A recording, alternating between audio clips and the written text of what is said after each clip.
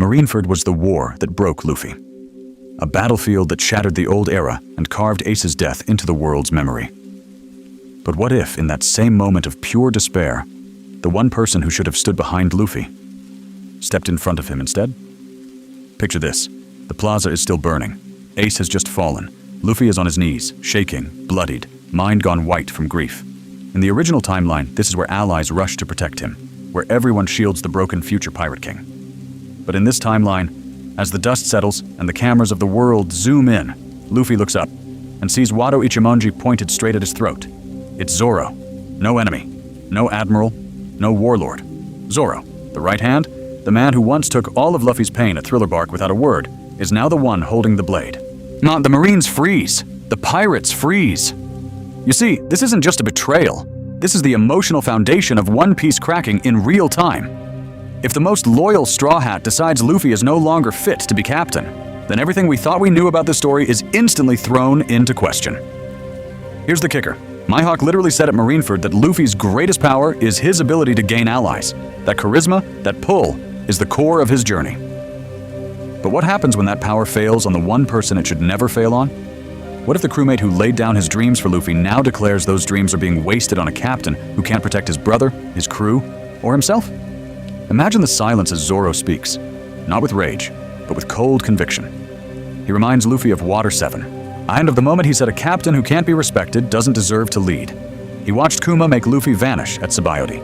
He watched Luffy charge into Marineford half prepared. And now Ace is dead. In this timeline, Zoro doesn't swallow that frustration. He acts on it, right when the entire world is watching. So what if the strongest ally who knows every one of Luffy's weaknesses doesn't just walk away, but turns against him on the execution platform of an era? Does he side with Mihawk and the world government, trading the Straw Hat flag for a deal with the very system Luffy wants to crush? Does he become a rival captain, gathering his own crew of swordsmen and hunters in the New World? Or does he challenge Luffy here and now, at Marineford's end, to a duel for the Straw Hat itself? Forcing the crew to choose sides as the world gasps? Ladies and gentlemen, let's dive into a fractured Grand Line, where the Straw Hats are split down the middle.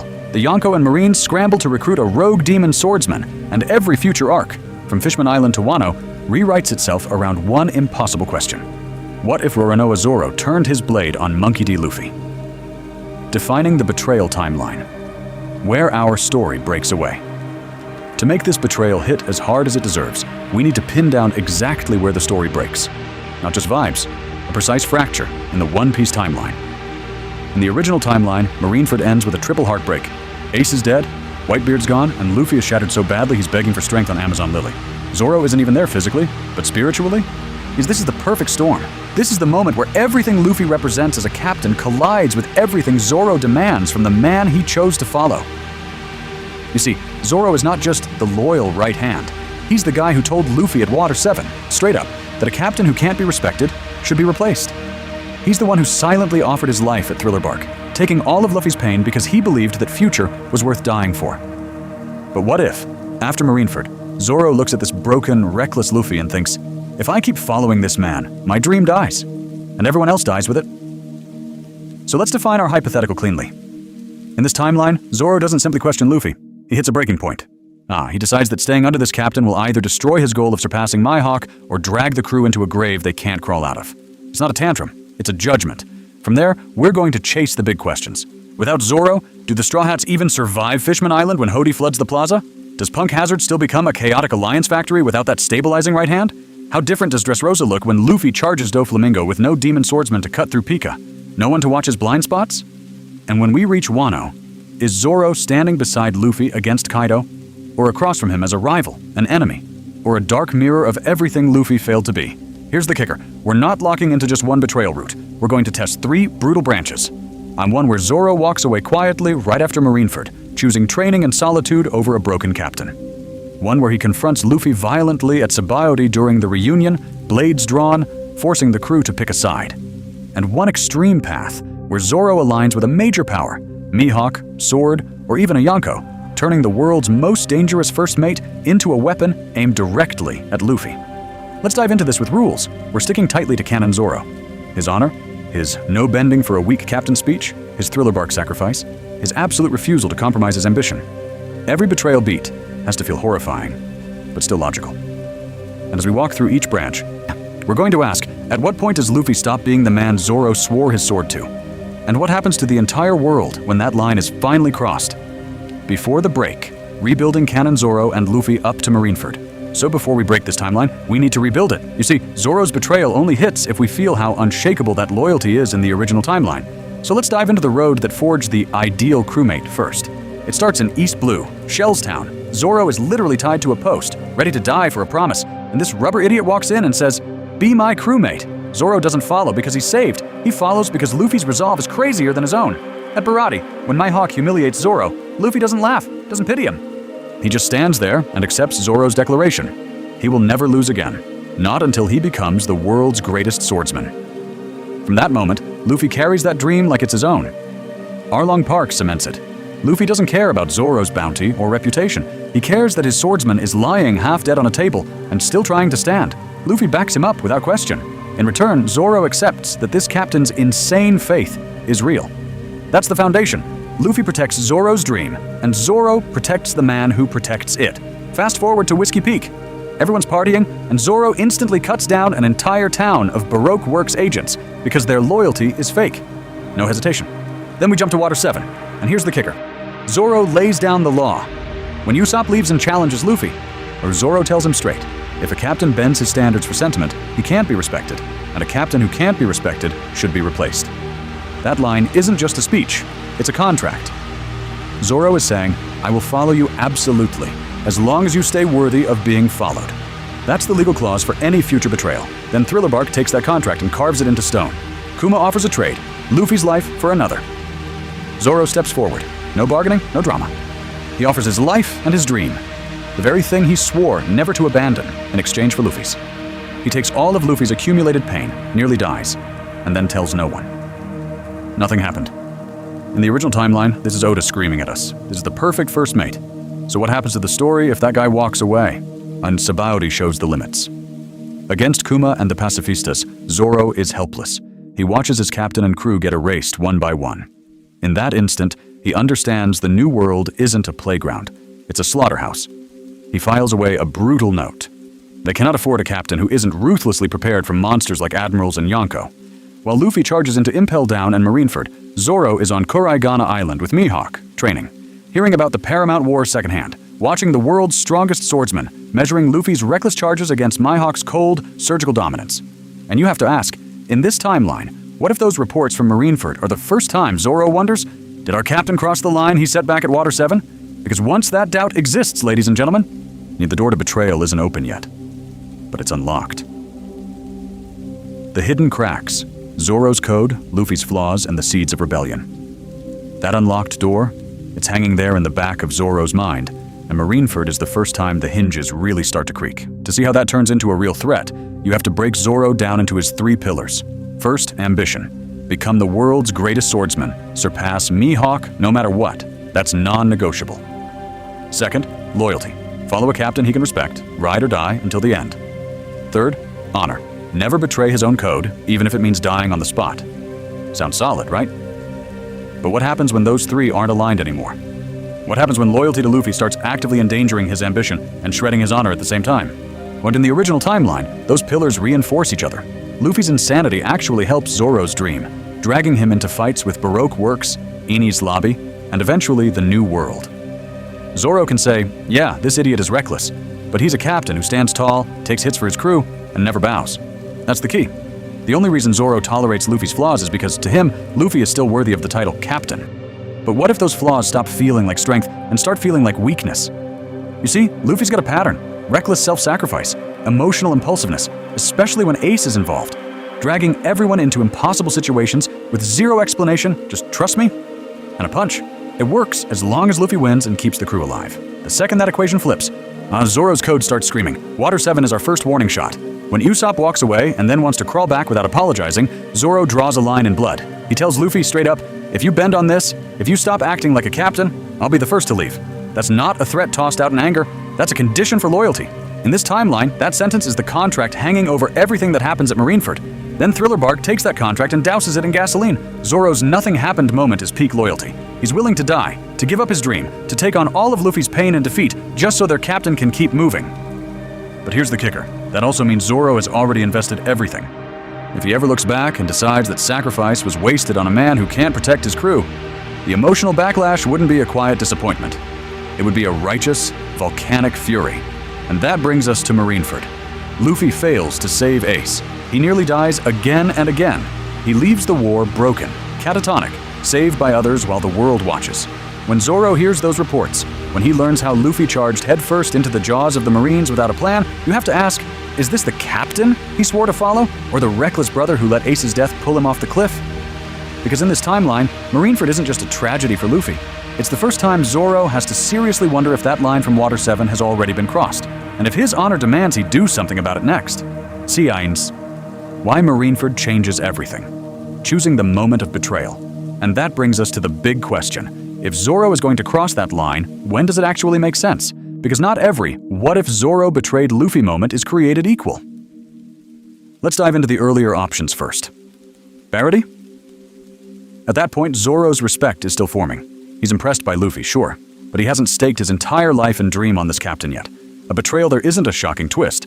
It's just a guy walking away from a ship he never fully boarded. Whiskey Peak? In the original timeline, Zoro literally stands with Luffy against Baroque Works. That's their first real we against the world synergy. Turning that into a betrayal would instantly break the core of his character, because that arc is about alignment, not doubt. Thriller Bark looks tempting, right? Zoro on his knees before Kuma, taking all of Luffy's pain. But that's the peak of loyalty, not the crack. After nothing happened, you can't sell us a Zoro who suddenly flips on Luffy over leadership. His standard is already set. He'll die for this captain as long as that captain stays worthy. Sabaody? The crew is in absolute crisis, scattered by Kuma, Celestial Dragons, Kizaru. Nobody's betraying anyone there. Everyone is just trying to survive. The bond is stressed, but it's unified stress. So why Marineford's aftermath? Because this is the first time Luffy's dream and his reality collide head-on and lose. Ace is dead. Whitebeard is dead. The entire world has just watched Luffy fail. You see, this isn't like losing to Crocodile or getting knocked around by Kaido later. Guys, this is Luffy throwing his life away on a desperate charge, dragging allies into hell, and still not saving the one person he was screaming for. Here's the kicker. During that same war, Mihawk is standing there, blade in hand, analyzing Luffy. And what does he say? That Luffy's most dangerous power isn't his haki or his devil fruit. It's his ability to attract allies.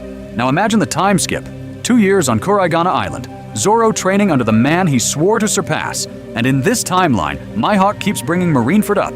He talks about Ace, about Blackbeard rising, about how a captain who weaponizes loyalty without the strength to back it up is a disaster. That's the psychological pressure cooker. While Luffy is with Rayleigh, grieving Ace and training to get stronger, here Zoro is forced to measure that Water 7 promise against the image of a broken rookie crying over his brother's corpse. For 2 years, he hears about the new era, about ruthless choices, about how hesitation gets your crew killed. But what if Zoro walks away from that island not just stronger, but colder about what a captain must be? So we set the divergence right at the end of the time skip. In the original timeline, Zoro returns to Sabaody and follows Luffy without a second thought. In this timeline, he steps onto that archipelago with a decision already loaded. If the Luffy who shows up is still the same reckless brother from Marineford, not a captain who can carry his crew into the new world, then Zoro will do the unthinkable. He will act on Water 7. And the first real test of that decision is coming the moment Luffy smiles and says, "Let's set sail." But what happens when the strongest right hand decides the captain has failed before the journey even restarts? This timeline versus original. The first subtle signs. Zoro is different. So when that moment finally hits on Sabaody, when Luffy grins and says, "Let's set sail," you expect the classic reunion energy. The chaos, the comedy, the tears. In the original timeline, that's exactly what we get. But what if the scene plays out beat for beat the same? While one person is quietly judging whether the captain deserves to exist, we start the same way. Fake Straw Hats swaggering around, Nami and Usopp watching in disbelief, everyone laughing at how ridiculous this knockoff crew is. Luffy slips past, Rayleigh's in the shadows. Sentomaru and the Pacifistas closing in. You see the panels in your head, right? Luffy one-shotting a Pacifista with Gear 2, and Haki, Sanji, and Zoro arriving in sync to finish the second one. It looks identical. It feels familiar. That's the trap. Because in this timeline, Zoro's not just happy to be back. He's running a test. When Luffy bursts onto the scene, carefree smile, chest scar on full display, everyone else is just relieved. Nami's crying, Usopp's babbling, Frankie's yelling about the Sunny. But Zoro's eye lingers on that X-shaped scar from Marineford a little too long. He tracks the way Luffy laughs off 2 years of hell like it was just a long nap. He listens to every word. Is this the same idiot who ran into the war for Ace without a plan? Or a captain who learned what that cost? In the original timeline, Zoro's reunion is understated but warm. A simple, "You got lost again, didn't you?" vibe. In this timeline, the words are similar, but the tone is different. Colder. Measured. When Luffy shouts, "All right, we're heading straight for Fishman Island," Zoro doesn't grin. He doesn't cheer. He just says, "Already decided, huh?" And that tiny edge in his voice makes Sanji glance over for half a second like, "What was that?" Here's the kicker. Luffy's excitement is genuine. He wants to move. He wants to sail instantly. To chase adventure like Marineford was just another obstacle. But Zoro hears that and remembers Mihawk's blade cutting him down, remembers the training that told him the new world is a graveyard for captains who don't change. We get a quiet beat near the Sunny. Rayleigh stands beside Zoro for a moment. They're watching Luffy bounce around the deck, hyping everyone up. No jokes, no sake.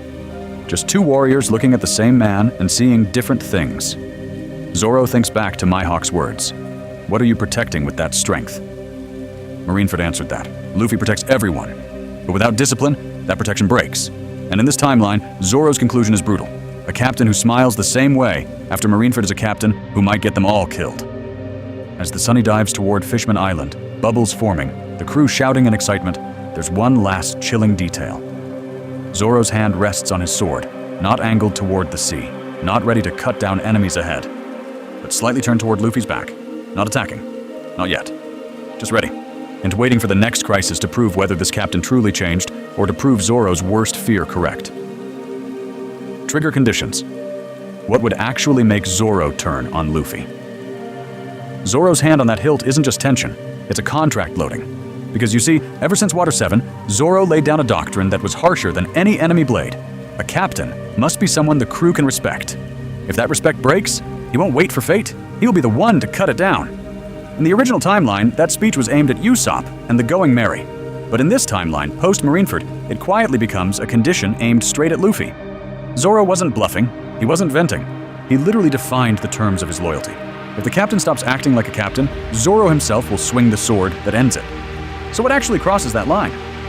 First, we have Zoro's non-negotiables.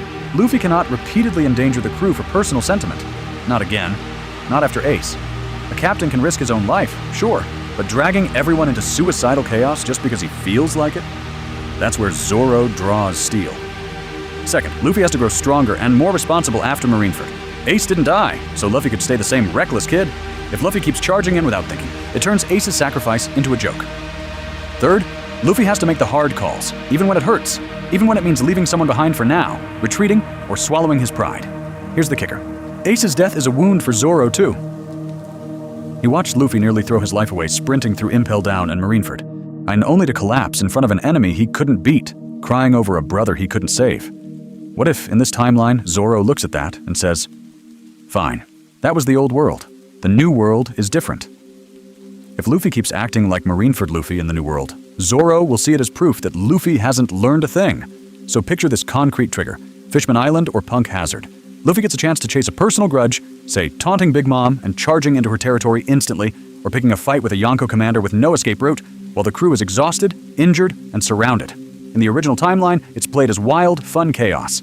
But what if, in this timeline, Zoro watches Luffy put everyone under a Yonko's crosshairs just to satisfy his own pride? That's when the betrayal seed actually sprouts. Not as an emotional tantrum, but as ideological enforcement. Zoro isn't turning evil. In his mind, he's upholding the standard he warned Luffy about at Water 7. If the captain can't protect the crew, then the man who promised to become the world's greatest swordsman will protect that ideal instead, even if it means drawing his blade against the very sun the crew orbits around. And when Zoro finally speaks those words out loud, on a burning shore under a Yonko's shadow, who do you think the crew follows? The dreamer who won't change? Or the right hand who says he's saving them from their own captain? Branch 1 setup, the quiet break after Marineford. In this timeline, the answer doesn't come with blades drawn. It comes with silence. Marineford is over, the scars are set, and 2 years of training have turned the Straw Hats into monsters. On Sabaody, when everyone reunites, it looks like the feel-good comeback we remember. Jokes, chaos, imposters getting folded. On the surface, nothing's wrong. But what if the crack doesn't show on the surface? What if it's in the way Zoro watches Luffy laugh? You see, in the original timeline, that reunion rolls straight into Fishman Island with pure hype and zero doubt. In this timeline, the war is still playing behind Zoro's eye, and Mihawk's warning about Luffy's recklessness is ringing louder than ever. They dive into the deep sea. They reach Fishman Island. Hody falls. The prophecy chatter about Joy Boy and the ancient ship still happens. On paper, the story hasn't changed much at all. But then Luffy does something tiny, and it detonates everything. He eats the candy, trashes Big Mom's tribute, and casually declares war on a Yonko over sweets. Here's the kicker. Everyone else laughs it off as classic Luffy energy. Nami freaks out, Usopp panics, but it's still played as comedy. Zoro doesn't laugh. This is Marineford all over again, except this time they're the ones standing in front of the execution platform.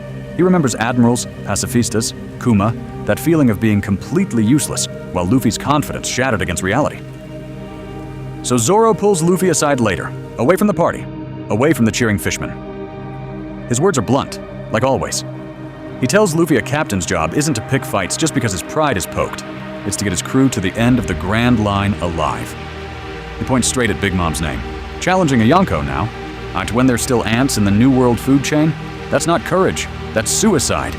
Luffy fires back with the same heart that moved the world at Marineford. He says he'll just get stronger, that he won't lose anyone again, that he'll beat any Yonko who stands in his way. And in that moment, those words that used to inspire Zoro suddenly feel empty. Because he watched what happened when willpower alone met Akainu's fist. Pattern interrupt. Imagine Zoro, the man who once took on all of Luffy's pain at Thriller Bark, without a word, now standing there and realizing that the person he was willing to die for hasn't learned the one lesson that mattered. After Fishman Island, before the Sunny crosses into the New World proper, the sea is calm. Too calm. At a random port, Zoro asks Luffy to talk alone. No Sanji, no Nami, no Jinbei. We're just captain and first mate. And he says it. He no longer believes Luffy can carry his dream to the top. If Luffy insists on dragging them into Yonko Wars unprepared, then Zoro will walk his own path to surpass Mihawk. No shouting. No duel. He steps off the Sunny, leaves his sack cup on the deck like a grave marker, and walks into the crowd. No, nothing happened this time, ladies and gentlemen. Something just ended. And as the ship pulls away without its swordsmen, you have to ask, when the New World storms hit, who's really more broken? The crew that lost its right hand, or the captain who let him go? Crew Fallout 1. How Sanji, Nami, and Usopp react to a silent Zoro exit and Luffy snaps. He doesn't process it as betrayal. He processes it as a mistake in the universe. Zoro doesn't leave? That's not how the story goes. So he's already on the rail of the Sunny, veins bulging, screaming that they're turning around right now. New World, Marines, Yonko, whatever, he'll chase Zoro to the ends of the sea, because how else do you fix something this wrong? But Jinbei's hand slams into his chest. Nami wraps both arms around his waist, and you see the parallel instantly. This is Marineford, all over again. One captain, blinded by emotion, trying to charge into hell with no plan. In the original timeline, that got Ace killed and Luffy shattered. In this timeline, Nami is the one who says it out loud. If they rush after Zoro into the New World right now, they're just reenacting Marineford with a different corpse. Luffy roars that he won't lose anyone else. Jinbei answers with that calm, iron voice. That's exactly why they can't move yet. The sea hasn't changed just because their crew did. The admirals are still out there. Kaido is still out there. Blackbeard is still out there. Charging after one swordsman without a plan is how you lose the rest of your family. Sanji, though, he's not calm at all. Sanji lights a cigarette with hands that are actually shaking. And then the anger kicks in. Thriller Bark flashes through his mind. Zoro standing in that blood-soaked circle, taking all of Luffy's pain. Nothing happened. For Sanji, that's the moment Zoro became unbreakable. So to see that same man walk away now? Unforgivable. He calls Zoro a damn coward, a traitor, swears that if they ever cross paths again, he'll kick his face in until he remembers what a crew is. But what if that rage is just camouflage? Because under it, there's a question Sanji doesn't want to say out loud. What if Zoro's not wrong? What if Luffy really is charging them toward a second Marineford? When he watched Ace die, when he watched Luffy broken on that stretcher, he swore he'd never let that happen again. And Zoro just called out the one thing Sanji can't cook away, the captain's recklessness. Nami hears that, and it hits her harder than she lets on. She owes Luffy everything. Freedom from Arlong, a chance to laugh without counting every berry. In the original timeline, she trusted that his chaos would somehow work out. But in this timeline, the New World is already showing its teeth. Yonko territories, ancient weapons, islands that kill you just for landing. Zoro's words echo her own private math. How many times can you bet your life on impulse before the odds run out? Then there's Usopp. This is the cruel mirror. He remembers Water 7, remembers screaming that Luffy wasn't fit to be captain, walking away from the flag himself. Back then, Zoro was the one who drew the line, who said a captain who can't be respected should be replaced. Now that same man just left. Does that mean Zoro sees Luffy the way Usopp once did? Weak? Unworthy? Usopp hates Zoro for that thought, and he hates himself more for understanding it. Here's the kicker. Jinbei is the one who says what everyone is too scared to admit. If a man like Zoro, who was willing to die and throw away his dream at Thriller Bark, has lost faith, then the problem isn't just Zoro, it's the captain, it's the course. Jinbei doesn't say Luffy is unfit, but he does say this: unless Luffy confronts why his right hand walked away, this crew won't just crack. It will split, island by island, until the Straw Hat flag means 10 different things to 10 different people. So now the question hanging over the deck isn't where did Zoro go? It's much worse. What kind of Luffy does he have to become to make a man like that come back? Or to face him as an enemy in the final war? World Reactions 1. Marines, warlords, and Yonko smell blood. And while the Sunny drifts with that question hanging over the deck, the rest of the world? They don't wait for Luffy to figure himself out. They smell blood. Instantly. In Marine HQ, it starts as ink on paper. A fresh intelligence report hits the table. Roronoa Zoro, high bounty swordsman, formerly aligned with Straw Hat Luffy, now operating independently. You see, in the original timeline, Zoro is just logged as Luffy's dangerous right hand. But in this timeline, that label gets crossed out and rewritten. Fracture point. Sakazuki taps the page, eyes burning. What if the greatest proof of Luffy's charisma, his unbreakable crew, just cracked? Kizaru lazily wonders aloud if the worst generation is really that scary, if their captains can't even hold their monsters. Suddenly, strategy meetings change. They don't just talk about capturing Luffy anymore. They talk about isolating him, letting rumors spread, pushing bounties that highlight Zoro as a separate threat, hoping pirates and hunters chase him and leave Luffy exposed. Let's dive into the real chess move, dividing the new era from the inside. A vice admiral suggests targeting islands the Straw Hats helped, whispering that their protector walked away. Another points to Zoro's honor. If he judged his captain unworthy once, thought he can do it again, to anyone. For the Marines, this isn't just drama, it's a weapon. Far away, in a quiet castle surrounded by ruined warships, Mihawk gets the news over a glass of wine. Dracula-sama, reports say Roronoa Zoro has left Straw Hat's crew. No shock, no outrage, just a faint, knowing smile. Because he heard Zoro at Barati. He saw him at Marineford. Mihawk understood from day one, that man would follow Luffy to the summit only as long as his captain's back never bowed. Here's the kicker. To Mihawk, this isn't betrayal. It's proof that Zoro is still the man who said he'd never lose again, even if it meant walking away from the Pirate King candidate who failed his own standard. Meanwhile, the Yonko start recalculating. On Onigashima, Kaido laughs when he hears it. So the rubber brat lost his monster? In the original timeline, Kaido respects Luffy as a future problem because of that insane crew synergy. In this timeline, he sees a crack, but he also sees opportunity. A free agent swordsman who scarred a dragon and some other route? That's a weapon any emperor would love. Big Mom's information network buzzes. She calls the Straw Hats less threatening without their green-haired demon, yet her eyes narrow at the thought of Zoro joining Shanks, Blackbeard, or even a rogue warlord. What if someone like Kid waves a flag high enough and loud enough to attract him? Because over in the New World, Kid is already laughing. Straw Hat can't even keep his first mate. He tells Killer this is why you don't bet your life on dreams and smiles. Luffy, in his eyes, Og just became less reliable as an ally in any future anti-Yonko clash. Law, though? Law goes quiet. He hears the rumor through his own network and instantly starts revising the equation that began at Marineford. Luffy's greatest power was pulling monsters like Zoro, Jinbe, and even former enemies into his orbit. If that gravity weakens, does Law really tie his entire Heart Pirate's fate to this man? Or does he keep Luffy as a disposable spark for a bigger revolution? And in a dark, windowless room, the conversation turns cold. Cypher Paul agents spread wanted posters on a table.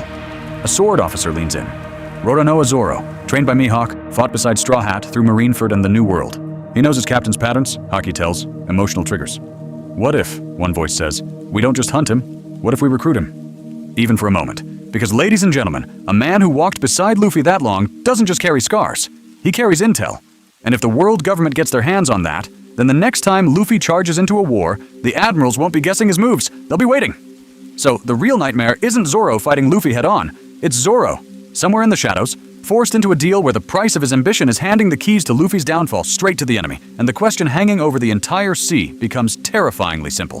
When those offers finally reach Zoro's ears, which side of his blade will he turn toward his former captain? Branch 1. Zoro, lone swordsman, new allegiances. So let's answer that blade-hanging question. Because once Zoro walks away from Luffy, Need of the New World becomes his personal dojo. No politics, no banners, just an ocean full of targets. In this timeline, Zoro's goal is brutally simple. Close the distance between himself and Dracule Mihawk as fast as humanly possible. He's not chasing bounties. He's not chasing fame. He's chasing that single swing that can finally reach the Hawkeyes, who humbled him back at Barati. Every Yonko clash, every supernova skirmish, every marine raid. To Zoro, they're just storms he can walk into to sharpen his swords. You see, while everyone else is playing chess with alliances, Zoro is speed-running carnage. What does that look like on the map? Whole islands with mountain ranges cleaved in half. Pirate crews found KOD in neat three-cut piles. A marine's reporting a green-haired demon who ignores surrender flags and only asks one question. Who's the strongest here? It's like he turned the entire New World into a never-ending whiskey peak, except this time, he's hunting supernova captains, ancient Zoan monsters, and rogue warlord flunkies instead of fodder. But what if that rampage eventually brings him back to the man at the top of his hit list? Zoro steps onto Kuraigana Island again, not as a student, but as a storm. In the original timeline, Mihawk trained him, but in this timeline, Mihawk sees something different in those eyes. Not a subordinate, a rival still in the oven. Here's the kicker. Mihawk doesn't take him back under his wing. He tests him, clashes blades just long enough to taste Zoro's growth, and then points. If you want to close the gap, and go there. Ancient battlefields where legendary swordsmen still guard their graves. Beast-ridden islands where awakened Zoan users rule like demigods. Mihawk becomes less a teacher and more a cruel GPS for violence, feeding Zoro locations that will either evolve him or kill him. And of course, the Marines notice.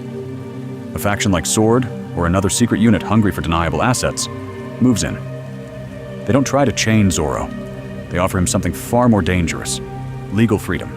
Hunt pirates, hunt warlords, hunt whoever you want, as long as they're enemies of justice. They dangle intel on Mihawk's movements, on Shichibukai gatherings, on Yonko war routes, endless strong opponents with a world government expense account. But the pattern suddenly breaks when a Yonko crew makes their move.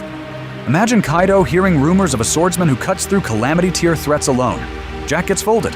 A number squad disappears. Kaido sends an offer. Join as a Calamity level enforcer. Fight the strongest every day. Drink, battle, die gloriously. Zoro's answer? No. Because this betrayal of Luffy was ideological, not opportunistic.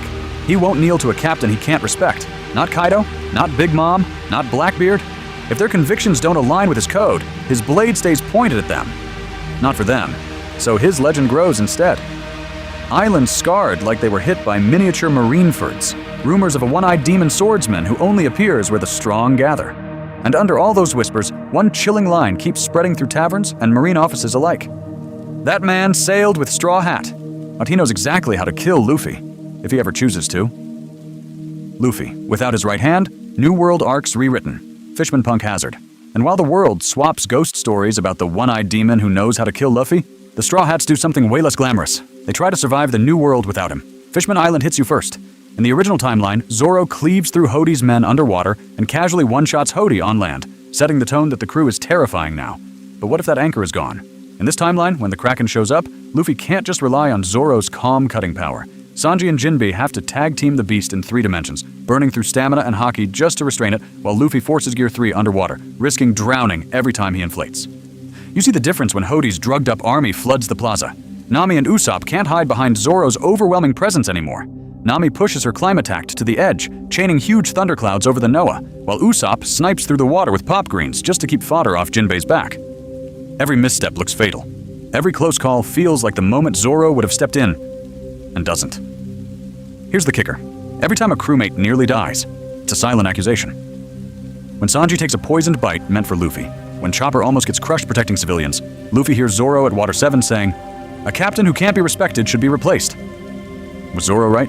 Is Luffy dragging everyone into the deep end with no lifeguard now? By the time we reach Punk Hazard, that pressure is boiling. And in the original timeline, Zoro slices through the dragon, the cage, Monet's snow, and even casually bodies the Yeti Cool brothers, cleaning up the mid-tier threats so Luffy can focus on Caesar. But in this timeline, those gaps are deadly. The Yeti's ambush isn't a gag, it's a crisis. Brook and Frankie struggle to keep Nami's swapped body alive, and it takes Sanji burning his legs in the freezing air to stop a full crew wipe. Suddenly, Law isn't just a cool ally, he's essential.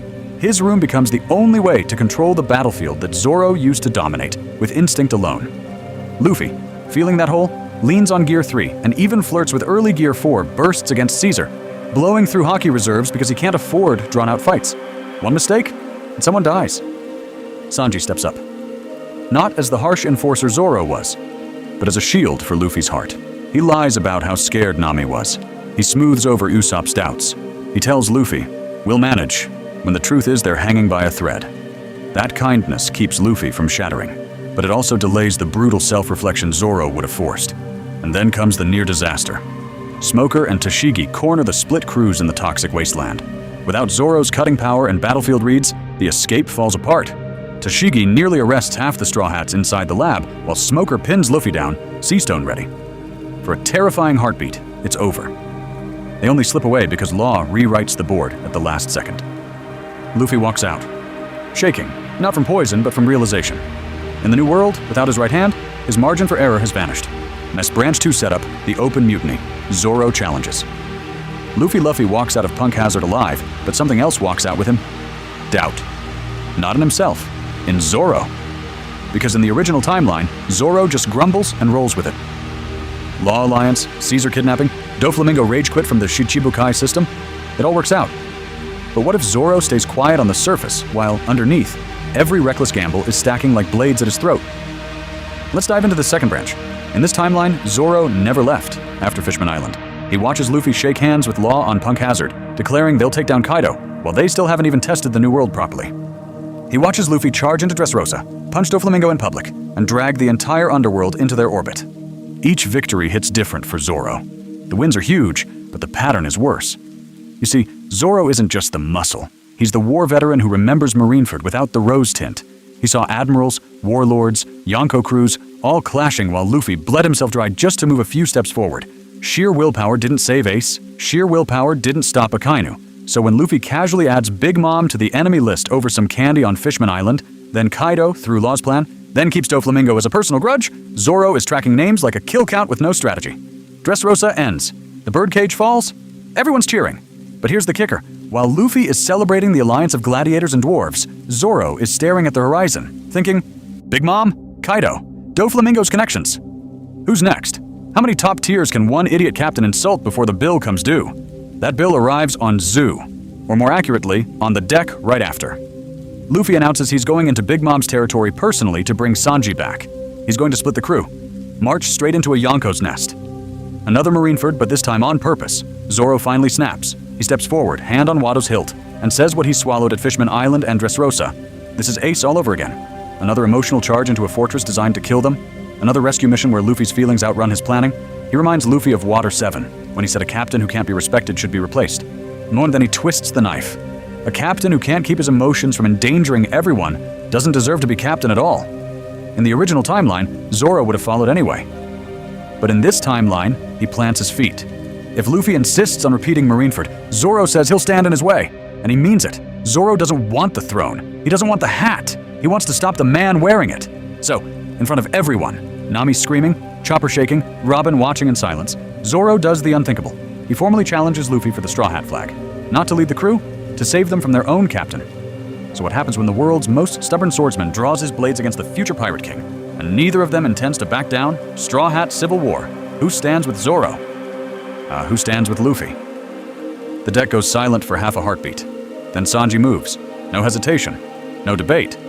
He just plants himself between Luffy and Zoro, cigarette burning, eyes blazing like he's facing a Yonko. In the original timeline, these two bicker over everything. But you see, when someone points a sword at Luffy, that's different. Sanji takes Zoro's challenge as a personal insult, like Zoro just spit on the very idea of their captain. Over my dead body, he says, leg already igniting. He's ready to fight Zoro himself, instantly. Yet deep down, under all that pride and rage, he knows Zoro isn't talking nonsense. They all nearly died at Marineford. They all saw how small they still are. And that's the twisted part of this timeline. Sanji understands the logic and still chooses Luffy without blinking. Nami doesn't move at all. She's frozen, clutching the rail so hard her knuckles go white. Out of everyone, she understands the sea. Yonko territories, New World currents. She knows Zoro's right about one thing. Charging headfirst at Emperors with a half-healed captain is suicide. But what if she admits that out loud? Does that mean betraying the idiot who freed her from Arlong, who trusted her when nobody else did? She becomes the emotional center of the ship. Nami's voice cracks as she begs them not to fight. Not like this, not over a single decision. But here's the kicker. As she speaks, she realizes it isn't about one reckless move. It's about two visions of what a captain should be. Luffy, the dream chaser, Zoro, the executioner of reality, and the crew is being forced to pick a side. Usopp and Chopper start shaking. They remember Eni's lobby, Thriller Bark, Sabaody. How many times were they one bad call away from dying? In this timeline, Marineford is still fresh. They've heard every horror detail from Jinbei and Luffy himself. And who was always the one to say the hard truths, to call out weakness, to demand respect for the captain's role? Zoro. So now they're staring at a nightmare, the man who always protected Luffy, trying to stop him. Usopp's loyalty screams, "Stand with Luffy!" Chopper's trust in Zoro's harsh realism whispers, "He's doing this to save you." Which voice do they listen to? That's when Robin speaks, calm, quiet, deadly serious. She reminds everyone that in the history of pirates, internal fractures like this are exactly how great crews fall. Not Yonko, not admirals, ego and doubt. Jinbei backs her up, jaw clenched, pointing out that if Zoro, of all people, is willing to risk everything and be branded a traitor just to stop Luffy, then this cannot be dismissed as simple insubordination. It's a warning. Lines start to form. Sanji steps behind Luffy. Jinbei moves to his side. Nami hovers in the middle, tears in her eyes, while Usopp and Chopper can't even pick a direction. Robin watches, analyzing every motion like it's a history page being written. And then Zoro unsheathes his swords. Not at Kaido, not at Mihawk, at the man he once chose to die for. So who do you stand behind when the Straw Hat flag is pointed at itself, and both sides swear they're the ones trying to save the crew? The duel that should never happen. Luffy versus Zoro. The air between them snaps, not with Conqueror's lightning, with something worse. Silence. As Luffy's hand hovers over his hat, Zoro's blades are already drawn. You see, this isn't a power level flex. This is a clash of ideologies that's been simmering since Water 7. In the original timeline, Zoro warned Luffy, a captain who can't be respected doesn't deserve a crew. But what if, in this timeline, Marineford broke that line for him? Luffy fights to protect his freedom to follow his heart. Zoro fights to enforce the standard he believes is the only way anyone survives the new world. Move, Zoro. No. They both know what that means. Zoro steps first. No warning, no speech, just steel. He angles in from Luffy's blind side, the one that always drops when he leads with his right. He's seen that opening since East Blue. Sandai Katetsu whistles past Luffy's ribs, not quite lethal, but close enough that if Luffy were anyone else, he'd be in two pieces. Luffy twists, rubber body bending at an angle no human should survive. Haki hardening across his torso as the blade screeches against invisible armor. Instantly, it's a rhythm only they understand. Zoro slashes track every old scar. The spot of Kainu burned through his chest, the ribs cracked at Marineford, the shoulder Mihawk once carved open. He's not just swinging to kill, he's swinging to break Luffy's instincts. And Luffy? He's blocking with forearms, catching blades on hardened palms, letting cuts glance off stretched skin instead of bone. He's fighting like he does against friends in training. Except this time, Zoro's killing intent is real. Every impact drags us through their history. A blocked overhead strike flashes into Thriller Bark. Zoro standing in the blood mist, arms spread. Nothing happened. A Gear 2 dodge around a thrust cuts to Water 7. Zoro staring Luffy down over Usopp, telling him a captain has to be absolute. A headbutt that sends Zoro skidding back? That's early East Blue, when they were idiots brawling over food and dreams instead of life and death. Let's dive into the power behind those memories. Post-Dressrosa, pre-Wano, Zoro's armament is monstrous. His swords hum with blackened edges, each swing carrying enough force to slice a battleship. Luffy answers with Gear 4, veins popping, Haki roaring as his body balloons and compresses. Bound Man rockets forward, fists like cannonballs, while Zoro meets him head-on with a three-sword-style onigiri that could bisect a dragon. Here's the kicker. Either one of them could end this instantly if they stopped holding back. One mistimed King Kong gun? Zoro's done. One clean Sanzen Sekai to the neck? Luffy's head rolls, and they both know it. That's what makes every half-inch dodge, every pulled swing, every redirected blow feel more brutal than a clean kill. Their last exchange builds like a storm. Luffy coils back, Gear 4 muscles compressing into a final King Kong gun. Zoro plants his feet, Haki flooding all three blades as he winds up a dead serious Asura, the air around him splitting. Everyone is screaming. No one can move. Fist and blades collide. Whiteout. When the shockwave fades, one silhouette is still standing. But whose? And if one of them falls here, does the Straw Hat flag rise? Or tear in half forever? Outcome paths. If Zoro wins versus if Luffy wins. When the dust clears and that single silhouette is standing, the duel is over. But the real damage? That's just beginning. Because no matter who wins here, the Straw Hat pirates you know from the original timeline are gone. Let's dive into the first route. Zoro wins. Zoro's still on his feet, blades lowered, chest heaving, but his killing intent is gone. He walks up to Luffy, who's barely conscious, and everyone is waiting for the execution slash. Marines, pirates, even the Yonko watching from a distance are thinking, is this the end of Straw Hat Luffy? But what if Zoro's line in the sand isn't about victory? It's about leadership? He plants Watto in the ground and says it straight. He refuses to kill Luffy. Yet he also refuses to sail under a captain who endangers his crew like this again and again. You see, this is the Water 7 speech turned nuclear. In the original timeline, IT warned Luffy that a captain who can't be respected should be replaced. In this timeline, he actually follows through. 2 paths open instantly. In one, Zoro turns his back and leaves alone, declaring that until Luffy proves he can carry the weight of a real captain in the New World, they can't walk the same path. In the other, he does the unthinkable. He demands Luffy step down. Imagine Nami frozen, Usopp shaking, Sanji lighting a cigarette with trembling hands as the idea of a Straw Hat crew without Luffy at the helm hangs in the air like a death sentence. Now flip it. Luffy wins. He's the one still standing, rubber limbs shredded, haki burned out. But his grin is there. Marines expect him to chain Zoro, exile him, something to reassert dominance. Instead, Luffy reaches out a hand. He refuses to kill or banish Zoro. He calls him his friend, his first mate. He says they'll figure it out together because that's what a crew is. And that, ladies and gentlemen, is the final insult to Zoro's pride in this timeline. Humiliated, convinced that this mercy proves Luffy still doesn't grasp the stakes of the New World, Zoro sheathes his swords and walks away on his own terms. No orders, no begging, just a quiet verdict. Luffy isn't the captain he needs to reach the top. In both outcomes, the crew is shattered.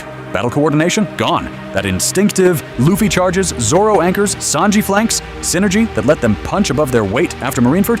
It's broken. Nami can't trust that orders won't lead to another civil war. Usopp is reliving Water 7. Robin, Jinbe, Frankie, Brook, Chopper, everyone is second-guessing every all-or-nothing gamble. And the world smells blood. Rumors spread like wildfire. Straw Hat Luffy had to fight his own right hand just to keep control. To the Marines, he's now a volatile upstart with a fractured command. To the Yonko, he's a promising rookie whose greatest weapon, his crew's unity, has been cracked. Mihawk hears his former student split from Luffy, and suddenly this timeline's board looks very different. Here's the kicker. No matter who wins that clash, Zoro walks away as a free agent who knows Luffy's fighting style, tells and limits better than anyone alive. The Yonko are watching. The world government is watching. And the next time those 3 blades are drawn, whose flag will they cut down first? Pattern break. What if Zoro joins the enemy instead? So let's snap the board again. We've just set up Zoro as a lone wolf. A free agent with 3 blades and no flag. But what if, instead of walking away into the mist, he walks straight into the arms of a bigger monster? Not as a hostage, as an ally. You see, Zoro's not the type to bend the knee to just anyone. In the original timeline, he rejects Luffy at first sight until he sees what Luffy is willing to risk, and that pattern never changes. He respects strength, conviction, and a clear path. So that instantly rules out clowns like Buggy, backstabbers like Crocodile, or opportunists like Blackbeard. Zoro would rather die standing than serve a man he sees as weak or dishonorable. But what if a major power walks up with the one thing Zoro craves more than comfort? A battlefield full of monsters? Enter Sword, a secret marine unit, off the books, off the leash. After Marineford, and when the world is in chaos and Luffy's reckless charge has helped ignite a new era, a sword commander approaches Zoro with a brutal pitch. Help us clean this mess up. Hunt pirates, hunt warlords, hunt Yonko commanders and rogue swordsmen. No justice speeches, just targets. In this timeline, that offer hits different. Zoro is furious at how the era chewed up people like Ace, how the world government and Yonko both turned the sea into a slaughterhouse. Sword frames it like this. You cut down the strong, we point you at the worst of them. He keeps his independence, his code, and gets a license to go after monsters like Doflamingo, Kaido's calamities, even other worst generation captains. Is that justice or just bloodshed with paperwork? Zoro might not care, as long as his blades stay honest. But here's the kicker. There's an even more terrifying alliance. Mihawk, the man at the top of Zoro's mountain. In the original timeline, Mihawk watches Marineford like a bored god. In this timeline, the fall of the warlord system and the world government's paranoia push them to clamp down on former warlords hard. Suddenly, Mihawk is a target, so he reaches out. Imagine Mihawk proposing a loose partnership. No crew, no hierarchy, just 2 swordsmen who refuse to be leashed. Zoro helps him carve through assassins, pacifista, even Seraphim hunting down ex-warlords. In return, Zoro gets constant high-level duels, real-time intel on the world government's secret weapons, and a front-row seat to the storm that will decide the next era. Now ask yourselves, ladies and gentlemen, How terrifying is a world where the man who knows all of Luffy's weaknesses, all his habits from East Blue to Marineford, is standing among the enemy lines when the final war breaks out. When Luffy charges, who's waiting on the other side of the battlefield, blades drawn, saying, "I've seen this attack before." Battlefield Resimulation 1. Dressrosa and Whole Cake without Zoro. And we're not staying in theory land. We're stress testing this betrayal against real arcs, you know by heart. Dressrosa. In the original timeline, Zoro turns Pika into confetti and walks off like it was leg day. In this timeline, that pillar is gone. Law's already bleeding out from Dressrosa's trauma and Doflamingo's bullets, and now he has to cover the gap Zoro left too. Who's cutting a mountain-sized stone giant? No one. So the whole battlefield has to change. Instead of a clean Zoro versus Pika duel, you see a chaotic siege. Frankie drags the General Frankie into the rubble, burning cola and artillery just to crack Pika's armor. The gladiators that were free to swarm Doffy's officers? They're now stuck climbing skyscraper arms and detonating explosives along Pika's joints. Every second they spend doing that is a second Doflamingo gets to keep his birdcage shrinking. And here's the kicker. Without Zoro's calm, unshakable presence, morale dips hard. Usopp doesn't have that demon in the backline making him feel safe. Robin's forced to overextend her powers to rescue more people because there's no swordsman blitzing across rooftops. When Luffy finally goes Gear 4 against Doflamingo, it isn't hype, it's desperation. He has to push longer, take more hits. I did because Law can't give him the same openings and the allies are exhausted from a fight Zoro used to trivialize. So Luffy wins, but he collapses even harder.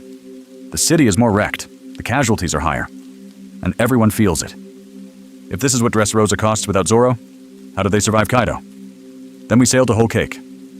Luffy still charges in to get Sanji back, because of course he does. But every step of that rescue is haunted by the earlier civil war.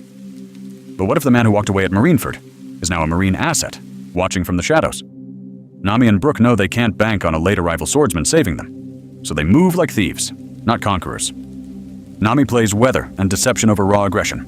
Brook prioritizes intel over style points, and Jinbei instantly becomes the emotional anchor. And he's the one stopping Luffy from going full suicidal inside Big Mom's territory, dragging him back from fights Zoro would have covered with a single slash.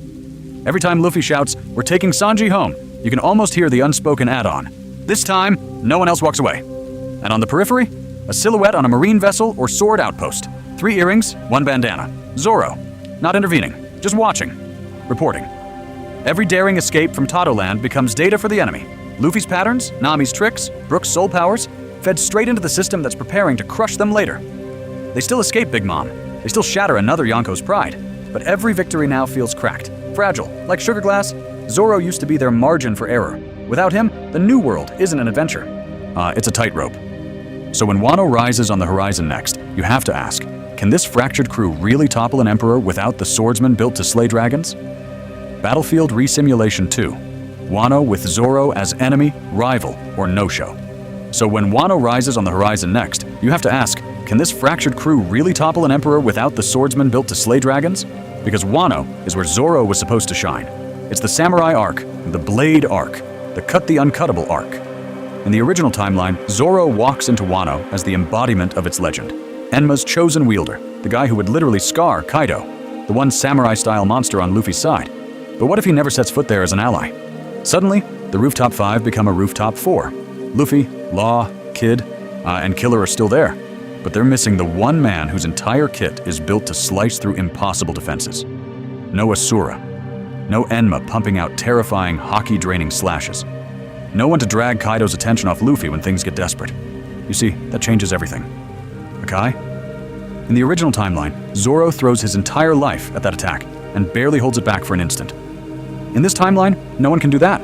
Law's hacks is spatial, Kid's is magnetic, Killer's is assassination-focused, and Luffy is the main damage dealer. There's no pure cutting power to split that world-ending beam. So what happens? Do they scatter and take brutal casualties? Does someone like Killer get erased on the spot?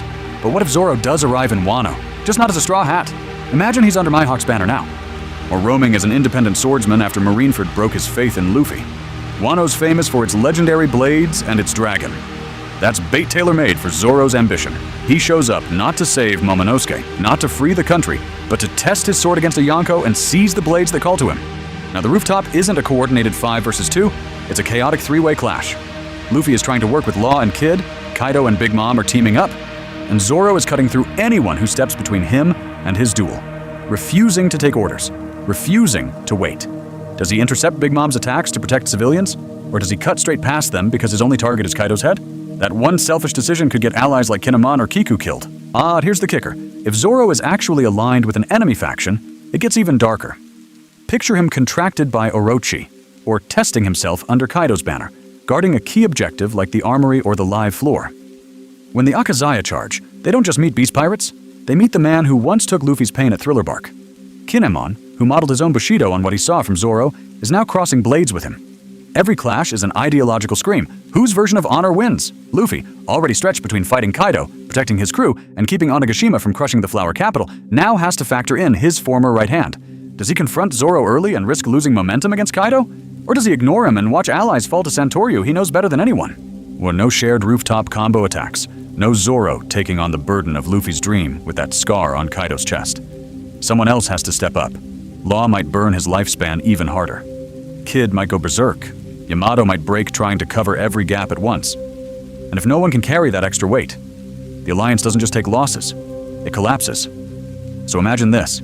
The smoke over Onigashima is thick, the island is cracking, thunder is splitting the sky. Luffy stands there, battered, Gear 4 or even Gear 5 flickering. Across the rubble, Zoro turns, swords dripping, eyes cold. Their gazes lock. Not captain and first mate, not brothers in arms. Two monsters whose dreams have finally diverged beyond reconciliation. And as they take that first step toward each other, you have to wonder, whose era ends here? On Dolore integration, Will of D, Joy Boy, and the ideal crewmate broken. And here's where this betrayal stops being just a cool what-if fight and starts tearing into the core lore of One Piece itself. Because Oda once called Zoro the ideal pirate crewmate, the standard, the blueprint. So what does it mean, ladies and gentlemen, if even the ideal crewmate looks at Luffy, at Gear 5 drums shaking Marineford, and decides this future pirate king isn't worth following anymore? In the original timeline, that comment reinforces Luffy's greatness. If a monster like Zoro chooses you, you must be special. But in this timeline, that exact praise becomes a curse. If the ideal crewmate abandons ship, it's not just Zoro failing Luffy. It's the story asking whether Luffy has failed the very idea of what a captain should be. You see, Mihawk said Luffy's greatest power is his ability to make allies. So what happens to that greatest power when the first ally he ever truly earned is the one who walks away? Let's dive into Whitebeard's prophecy for a second. At Marineford, he declares that someone will inherit Roger's will, that a man will come who shakes the world to its core. In the original timeline, that's framed as Luffy's destiny. But what if that speech hits different now? If Luffy can't hold his crew together at the deepest level? If his right hand is the one who turns his back? Can he still be that man? Or does the world start whispering that the one who really inherited that will is the swordsman who enforced standards even against his own captain? Here's the kicker. This isn't just personal drama. It's the will of D colliding head-on with Zoro's code. Luffy's inherited will is pure freedom. Break every chain. Save Ace even if the world burns. Laugh in the face of gods. Zoro's will is responsibility. You said you'd be Pirate King? Then act like it. You said you'd protect your crew? Then stop gambling their lives on chaos. Their clash becomes a living microcosm of One Piece's biggest tension. How far can freedom go before it stops being heroic and starts being selfish? Now push that even deeper, into the Void Century. But what if part of Joy Boy's tragedy wasn't just a broken promise to Fishman Island, but a fracture among the original allies? Imagine an ancient warrior, Joy Boy's own Zoro, who couldn't accept his king's choices and walked away. The ancient kingdom falls. The poneglyphs become gravestones. And 800 years later, the history suddenly rhymes at Marineford as Zoro turns his back on the new would-be Joy Boy. So this betrayal stops being a random twist and becomes a test. Is Luffy truly Joy Boy if he can't inspire unbreakable loyalty? Is he truly Pirate King material in a world where even his closest ally can say no and leave? In this timeline, the question isn't just, can Luffy beat Kaido? It's, can Luffy evolve into a captain worthy of the will he carries, without Zoro at his side? Character decision, rewrite 1. Garp, Mihawk, and Sengoku respond. And the second that question hits the world, the veterans start moving. Because if Zoro can walk away from Luffy, that's not just a crew drama. That's a world event. That's data. And the first man who takes it personally is Garp. You see, in the original timeline, Garp already carries the weight of Ace's death and Luffy's path on his shoulders. He stood still at Marineford. He let destiny punch past him. But what if, in this timeline, news filters through Marine HQ that the green-haired first mate who took Kuma's pain has now turned his blade on Luffy or abandoned him outright? For Garp, that's confirmation. The reckless pirate life he let his grandson chase isn't just dangerous, it's unsustainable. If even Roronoa Zoro can't trust Luffy's decisions anymore, then how can the rest of the world? Garp doesn't rage at Luffy, he rages at himself, so he doubles down on the only thing he has left, the next generation of Marines. Kobe, Helmeppo, the Sword Kids, anyone with a sense of justice. He drills into them that emotion without judgment leads to shattered crews and dead comrades. Ace is the first wound. Zoro's betrayal is the second. Meanwhile, on a quiet cliffside far from Marineford, Mihawk hears the same report and instantly understands the clash underneath. In the original timeline, he watched Luffy at Marineford and said his real power was the ability to draw allies to him. In this timeline, that power has cracked, but Mihawk doesn't see it as random. He sees the inevitable collision between Luffy's emotional, borderline suicidal leadership and Zoro's uncompromising code. This is the student who said he'd never lose again. The man who accepted all of Luffy's pain at Thriller Bark. If that bond fractures, Mihawk reads it like a blade test. Did Luffy finally cross the line Zoro set back at Water 7 about respecting the captain's role? Did Zoro's own ambition refuse to bend any further? And here's the kicker. Mihawk might even wonder if this is what forges Luffy into something sharper. Steel only hardens after it breaks, so does he nudge Zoro back toward Luffy's path or away from it? Imagine Mihawk quietly asking, "Is that man still worth betting your dream on?" One sentence like that can send Zoro toward rival powers, toward Wano's samurai, even toward a temporary alliance with a Yonko that hates Luffy. And while those two men wrestle with pride and regret, Sengoku looks at the board. To him, Luffy is the storm Roger and Whitebeard foresaw, the alliance builder who could unite the worst generation. But what if that storm is losing its core lightning rod? Sengoku instantly sees opportunity. A Straw Hat split means marine deployment can shift. Well, you don't have to prepare for every supernova rallying behind one flag if that flag is already tearing. He advises the admirals, monitor any contact between Zoro and rival powers. If Kaido, Big Mom, or Blackbeard gains a right hand who knows Luffy's every weakness, the Yonko balance changes overnight. At the same time, if Luffy keeps bleeding trust, the threat of a unified pirate era drops. So Garp trains harder. Mihawk watches closer. Sengoku moves pieces in the dark. Zoro's betrayal stops being a footnote and becomes a measuring stick. Is Luffy truly the storm Roger and Whitebeard were waiting for? Or just another wave that broke before it reached the shore? Let's dive into how that question reshapes the New World itself. Character decision, rewrite 2. Law, Kid, Our and the Worst Generation pivot. So if the world is suddenly asking whether Luffy is really that storm Roger talked about, the first people to answer aren't the Yonko. It's the other problem children of the sea. The worst generation starts recalculating. You see, in the original timeline, Trafalgar Law bets everything on Luffy's chaos. Punk Hazard, Dressrosa, the whole anti-Kaido plot. It works because Luffy is a magnet for allies and insanity. But what if, in this timeline, word spreads that Zoro walked away after Marineford, or right as they enter the New World?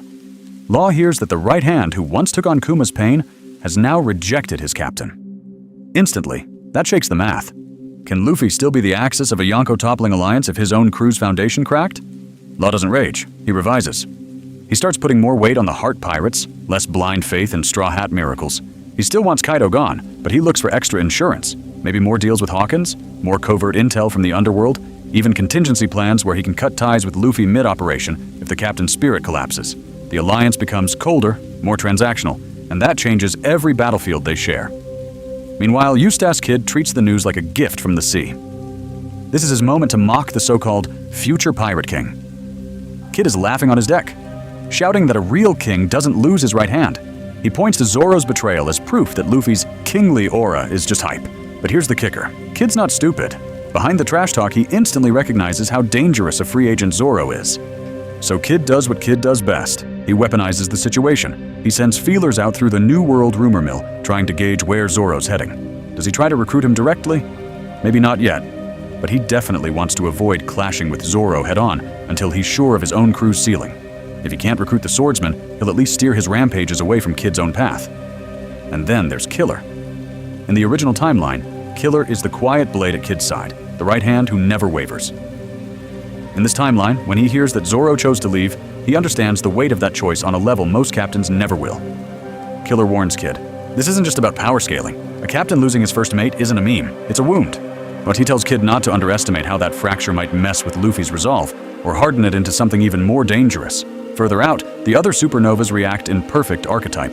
Capone Beg smells political opportunity instantly. A Straw Hat split means factions, splinter crews, new protection rackets to set up as the New World's mediator between Luffy loyalists and Zoro sympathizers. Hawkins pulls the cards and sees Luffy's survival odds dip, his crew's cohesion dropping into ominous percentages. He reads a darker fortune, one where Luffy reaches Laugh Tale later, weaker, or not at all. And Drake? If he's already sword-aligned in this timeline, Zoro becomes a walking red alert. a former Straw Hat first mate, now unattached, with intimate knowledge of Luffy's habits and weaknesses. Here's Drake starts asking, is Zoro a potential asset to steer the era, or a wild blade that could cut through carefully laid marine and sword operations alike? Slowly, the balance of the worst generation shifts. Instead of everyone orbiting one rising sun, the era now has two gravitational centers, Monkey D. Luffy and the rogue swordsman who once swore to follow him to the end. But what happens when those two forces finally collide again, with the whole new world watching whose dream breaks first? Macro consequences 1. Power balance after a Straw Hat schism. And the second those two centers of gravity split, the whole sea has to recalculate. Because losing Zoro isn't just Luffy losing his right hand. It's the era losing one of its clearest symbols of these maniacs are inevitable. In the original timeline, did the Straw Hats walk into the new world with this unspoken equation? Luffy plus Zoro equals don't even try it. Supernovas feel it. Marines feel it. Even Yonko commanders clock that duo and hesitate. But in this timeline, when word spreads that Roronoa Zoro walked away, the math changes overnight.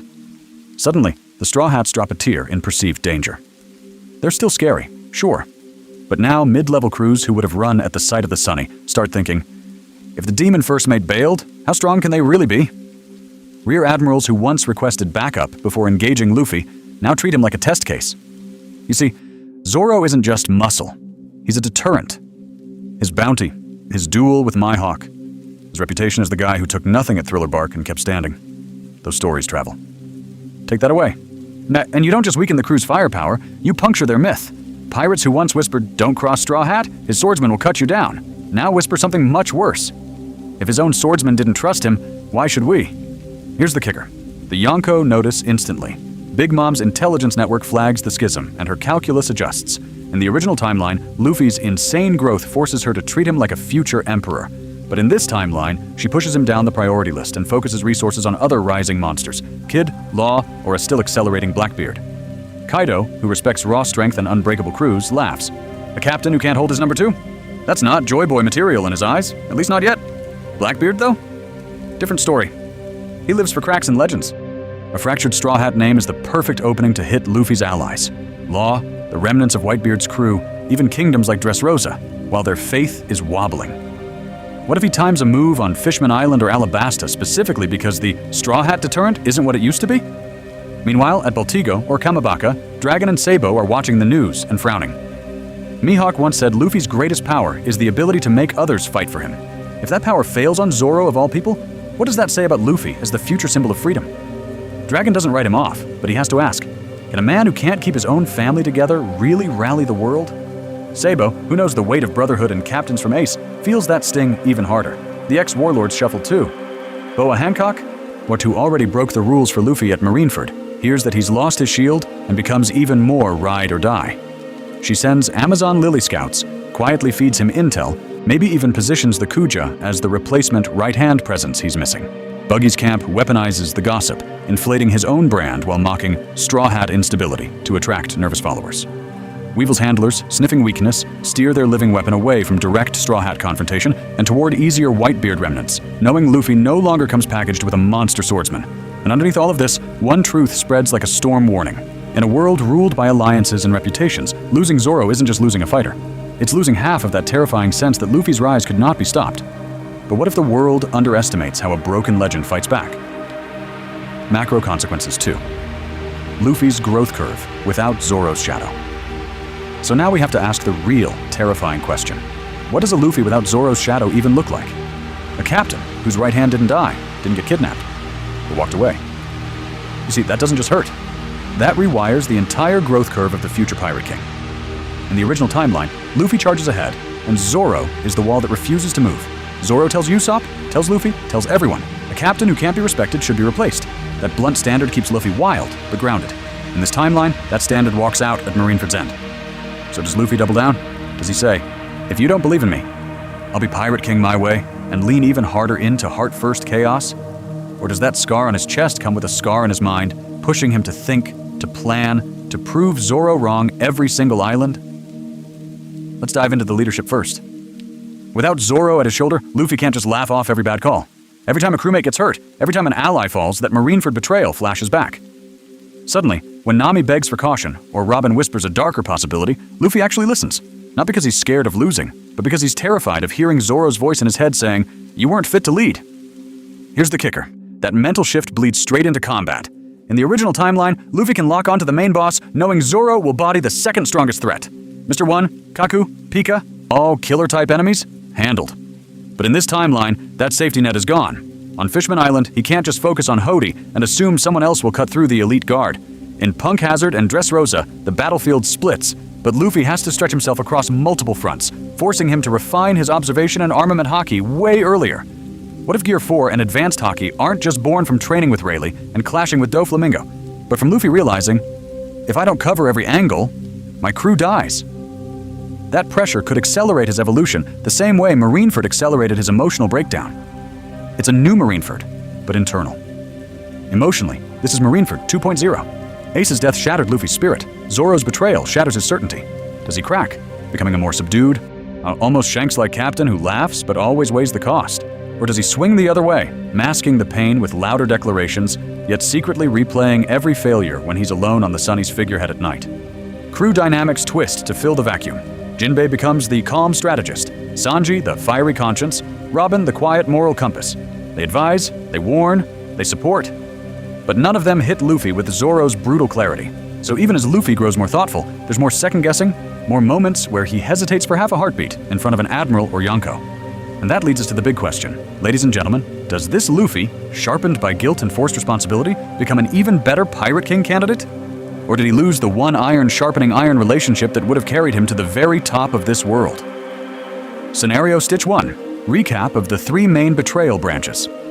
So let's zoom out for a second, because we've thrown you into 3 different emotional disasters, and it's easy to lose the shape of the whole thing. Branch 1 is the quiet knife. No grand speech, no duel. Just that post-Marineford, post-Fishman Island window, where Luffy is broken, the crew is regrouping, and Zoro looks at this captain who almost died chasing Ace and thinks, if you keep leading like this, none of us reach our dreams. In the original timeline, they reunite at Sabaody and charge into the New World as one. But in this timeline, Zoro never steps onto the Sunny again. He walks his own path into the New World as an independent force. Suddenly, Punk Hazard isn't a Straw Hat-led rescue mission. It's a chaotic 3-way collision between Law, Caesar, and a rogue swordsman hunting strong opponents. Dressrosa turns into a battlefield where Luffy is steamrolling Doflamingo from one side, while Zoro, already a name on par with a supernova captain, is carving up Don Quixote executives from the shadows. They're not allies. They're rival storms reshaping arcs that were once simple stepping stones. Branch 2 is the loud one. The Open Mutiny. This is your Zoo/Whole Cake era fracture, where all the doubts Zoro voiced back at Water 7 finally explode. Luffy charges after Sanji, throws himself into Big Mom's territory, and Zoro looks at that move and calls it what he thinks it is, a betrayal of the crew's safety. But what if he doesn't just grumble? What if he challenges Luffy's right to be captain on deck, in front of everyone? You don't get a quiet departure here. You get a Straw Hat civil war. Sanji and Jinbei on one side, Zoro and maybe even Usopp's old insecurities echoing on the other. Words turn into steel. That devastating duel we talked about? Whoever wins, the crew loses. If Luffy falls, the symbol of follow me to the top shatters. If Zoro falls or walks away afterward, the backbone that enforced discipline is gone. Either way, the new world instantly becomes nastier, because every Yonko and Admiral smells blood in the water. And then Branch 3 twists the knife. Zoro doesn't just leave. He links up. With Mihawk, with Sword, with a Yonko who understands how dangerous Luffy's potential really is. Suddenly, the man who watched Luffy fight Crocodile, Lucci, and Kuma is feeding that intel straight into the hands of the world's biggest monsters. Here's the kicker. In every branch, the pattern is the same. The Straw Hats are weaker. The New World hits harder. Luffy's path to Pirate King stops being a straightforward climb and turns into a gauntlet of self-doubt and external pressure. His greatest ally becomes proof that he can be abandoned. So now that we've seen how the betrayal starts and how it warps the mid-game, we have to jump ahead. What happens when this fractured bond collides with the final war over the One Piece itself? Does Zoro stand in Luffy's way at Laugh Tale or at Maria Joie? Let's dive into the endgame. Endgame setup. Final war with a rogue Zoro in play. So we jump. The years fly, the seas burn, and the world finally reaches that inevitable point of no return. Our every hidden agenda, every secret experiment, every someday promise crashes into one single world-spanning war. In the original timeline, Oda sets up a final clash where the world government, the Yonko, the revolutionaries, and the worst generation all converge around Laugh Tale and the Void Century. But what if, in this timeline, that same convergence happens? with Zoro no longer standing at Luffy's side. Suddenly, the chessboard looks way more dangerous. You've got the world government deploying Seraphim, God's Knights, and even the Gorosei themselves. Akainu's Marine HQ is in full purge mode. Blackbeard's crew is hunting road poneglyphs and devil fruits like it's a grocery list. Shanks, Buggy, and any remaining Yonko are forced into the game. Dragon's revolutionary army is no longer in the shadows. They're openly attacking Mariejois, freeing slaves, and trying to topple the celestial dragons while the world's eyes are on Laughtail. And then there's Zoro. Where does he stand on this insane battlefield? That's where the branches kick in. In one route, he's a lone legend, a wandering swordsman whose name is whispered with the same fear as Mihawk's, cutting down admirals and emperors as he chases the title of the world's greatest. In another, he's actually fighting alongside Mihawk, a terrifying mentor-disciple duo that turns the skies black every time their blades clash with anyone who dares approach their territory. In a different timeline, Zoro is secretly Sword, embedded in the chaos as a Marine Black Ops asset, using his reputation as a pirate to get close to the truth of the Void Century. Or he's a rival captain with a small, viciously loyal crew built around swordsmen and ex-hunters, a compact version of the Straw Hats that mirrors everything Luffy lost. No matter which branch you follow, he's standing among the top swordsmen of the era. He's not a side character in this war, he's a pillar. Luffy, meanwhile, still does what Luffy does. He gathers people. You see former warlords like Hancock or Crocodile, New World allies like Law and Kid, samurai from Wano, minks from Zoo, fishmen from Fishman Island, maybe even a revolutionary detachment led by Sabo. It's the Marineford idea of Luffy attracts allies dialed up to 11, but everyone feels it. There's a Zoro-shaped hole in this lineup. The vanguard is strong, but not complete. Sanji fights harder. Jinbei shoulders more responsibility. Usopp shakes behind a brave face. Yet every time Luffy charges the front, someone asks themselves, would this be different if the right hand was still here? Here's the kicker. For Luffy, this isn't just the war for the One Piece. It's a verdict on his entire journey. Is he the captain Zoro believed in at Thriller Bark? The one worth dying for? Or did he become the reckless fool Zoro warned him about at Water 7? Does he prove Zoro wrong, or finally admit that somewhere after Marineford, he failed his ideal crewmate? As fleets collide around Laughtail and Mariejois burns in the distance, the camera pulls back. On one horizon, the Straw Hat flag whips in the storm, Nika's drums echoing across the waves. On the opposite side, a different Jolly Roger, or a lone black bandana and crossed swords, flies over Zoro's ship. Two symbols, two dreams, aimed straight at the same treasure. And sooner or later, those flags have to meet. But when they finally clash, is it as enemies, or as something even more dangerous? Final confrontation.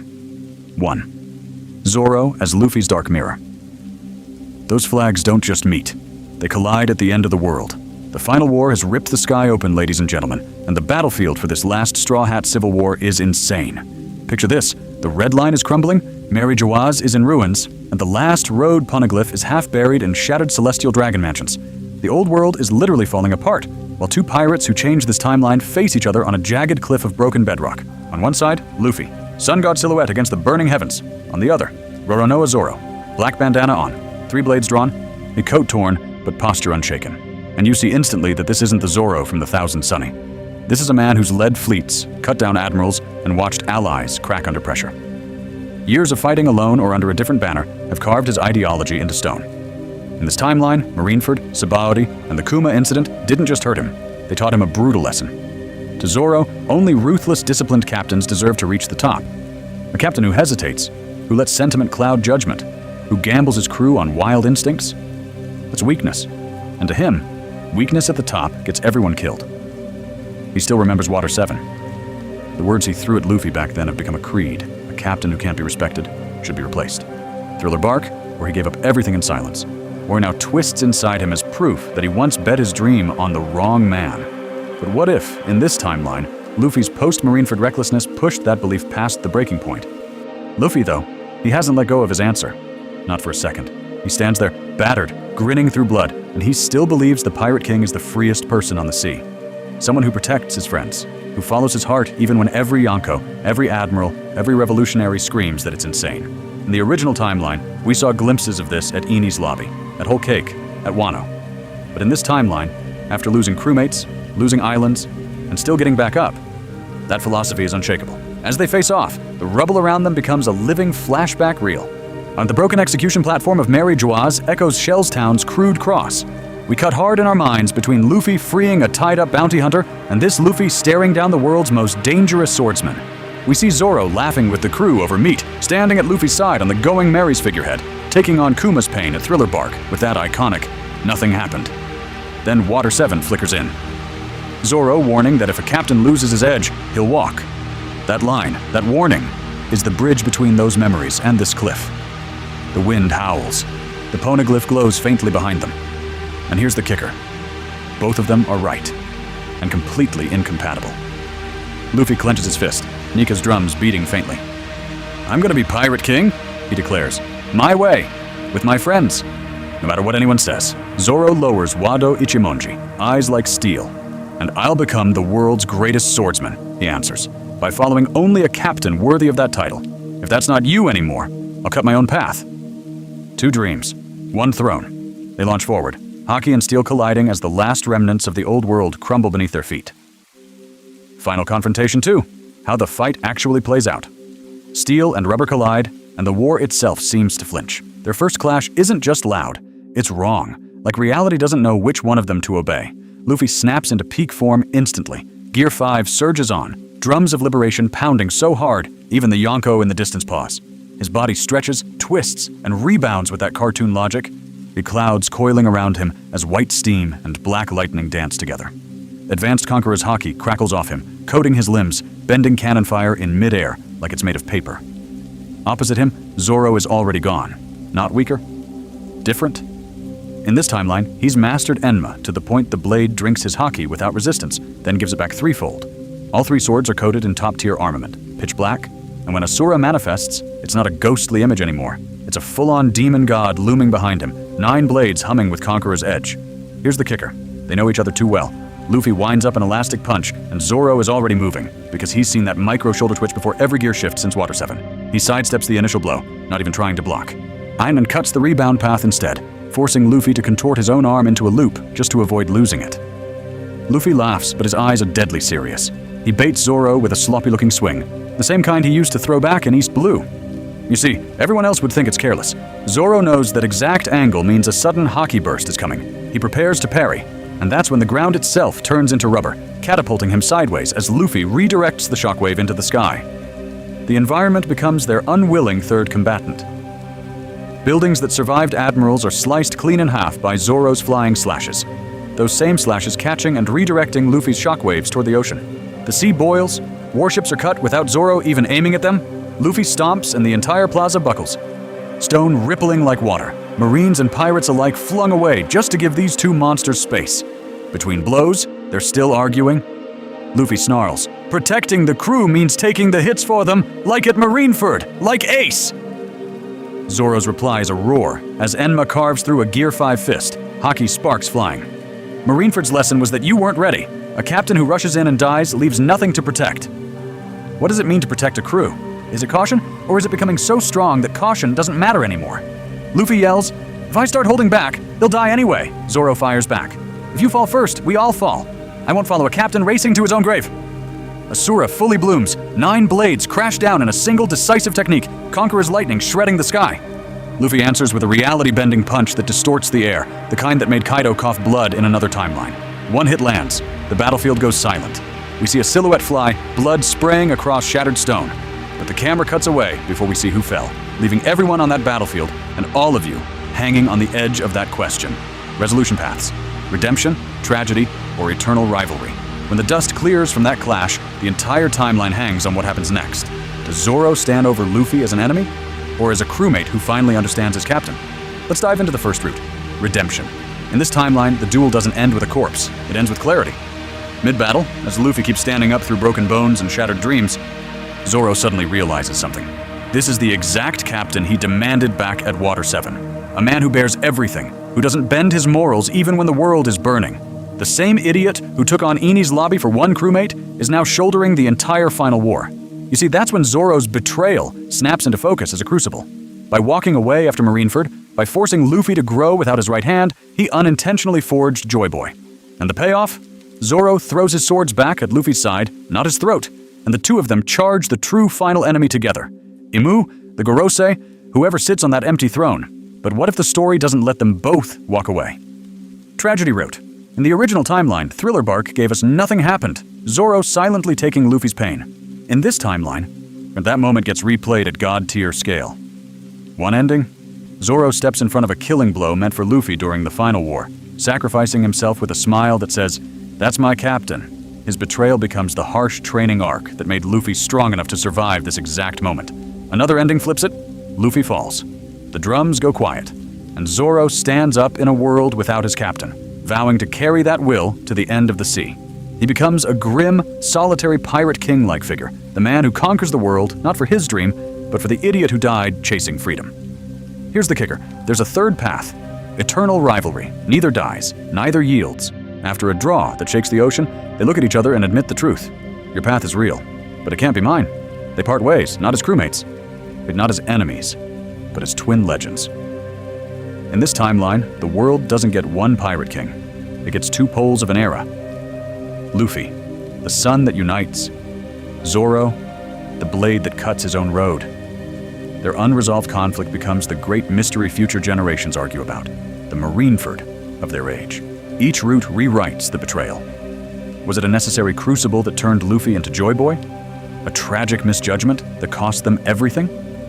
Or the birth of a new age where no single king stands above all? And through all of it, Mihawk's Marineford line hits harder than ever. Luffy's greatest power isn't just attracting allies. It's surviving even when those allies turn away, and still choosing, at the very end, to reach out his hand. I go emotional core, why a Zoro betrayal hurts more than any death, and that's exactly why this what if hits like a truck. Because we're not just talking about losing an ally. We're talking about breaking the one bond everyone thought was untouchable. In the original timeline, Ace's death is one of the most brutal moments in the story. It shatters Luffy, it shatters us. But look at what it does long term. It pushes Luffy to value his crew even more, to train with Rayleigh, to come back stronger, so no one dies on his watch again. Death, as cruel as it is, ends Ace's journey while reinforcing the Straw Hats' unity. But what if, instead of a brother dying, the right hand walks away? Suddenly, it doesn't affirm the bond. It questions whether that bond was real in the first place. Here's the kicker. Zoro isn't just any crewmate. He's the pillar. He's the one who tells Luffy at Water 7 that a captain who can't be respected should be replaced. He's the guy who, in Thriller Bark, is ready to give up his life and his dream for Luffy. So when fans imagine Zoro betraying Luffy in this timeline, it feels like the ground under the entire story just gave out. You see, we've all internalized this idea that Zoro is the last person who would ever abandon him. Flipping that creates this deep, uncanny wrongness, like the series itself is glitching. And once you accept that possibility for a second, you start looking back at key scenes with completely different eyes. Thriller Bark isn't just a loyalty peak anymore. It becomes a scar. What if Zoro starts to feel that his sacrifice was wasted on a captain who keeps throwing himself into Marineford-level suicides? And that nothing happened moment in this timeline turns into the seed of resentment. Every reckless move Luffy makes after that? Another reminder that Zoro bled out in the snow for a man who still doesn't value his own life. That's the fear hiding under this what if. We all love Luffy's optimism, his faith, that if he stretches far enough, everything will work out. But what if that faith isn't enough in the new world? What if his friends pay too high a price? What if even someone as ironclad as Zoro reaches a breaking point and says, "You're not fit to lead us into this war"? Marineford already showed us a world where ideals get crushed. Zoro's betrayal is that same message, but aimed directly at the Straw Hat's heart. And yet, ladies and gentlemen, whereas the fact that this hypothetical feels almost like sacrilege is exactly what proves how strong the original story is. We care so much about Zoro and Luffy's bond that just imagining it breaking feels worse than any death flag. It's not canon. It's a nightmare timeline. But the emotional weight it carries reminds us why, in the original timeline, that bond never even comes close to snapping, and why every test from here on out matters even more. Meta layer, Oda's writing, foreshadowing, and why this stays a what if. And here's where we pull back the curtain a bit. You see, for this nightmare timeline to even feel scary, we have to understand just how hard Oda has worked to make it impossible. In the original timeline, Oda has straight up called Zoro the ideal crewmate for Luffy. Not the strongest, not the funniest, the ideal. There's the guy who will call Luffy an idiot to his face, argue with him, even knock him down verbally, but never ever waver when it actually counts. How many times have we seen Zoro disagree, yet still be the first one to move when Luffy says, "Let's go"? Let's dive into the canon pressure points. Water 7 is literally Oda writing a stress test for Luffy's leadership. Usopp walks away, the crew fractures, and who steps up? Zoro. He lays down the law. A captain who can't be respected should be replaced. That's Oda putting Zoro's condition for loyalty in ink. Then Thriller Bark happens, and Oda instantly answers that question. Zoro doesn't just respect Luffy, he's willing to die for him, sacrificing his own dream in that nothing happened moment. But what if Oda had used that scene as the betrayal trigger instead? He didn't, and he doubled down on loyalty. That's the pattern. Conflict inside the Straw Hats is never there to create permanent fractures. It's there to forge something unbreakable. Water 7 doesn't end with a split crew. It ends with a stronger one. Thriller Bark doesn't end with resentment. It ends with silent, terrifying respect. Even in Marineford, when Luffy is at his lowest, Oda has Mihawk say Luffy's greatest power is attracting allies, not losing them. In this story, internal conflict is the forge, not the fault line, and Oda absolutely knows how to write betrayal.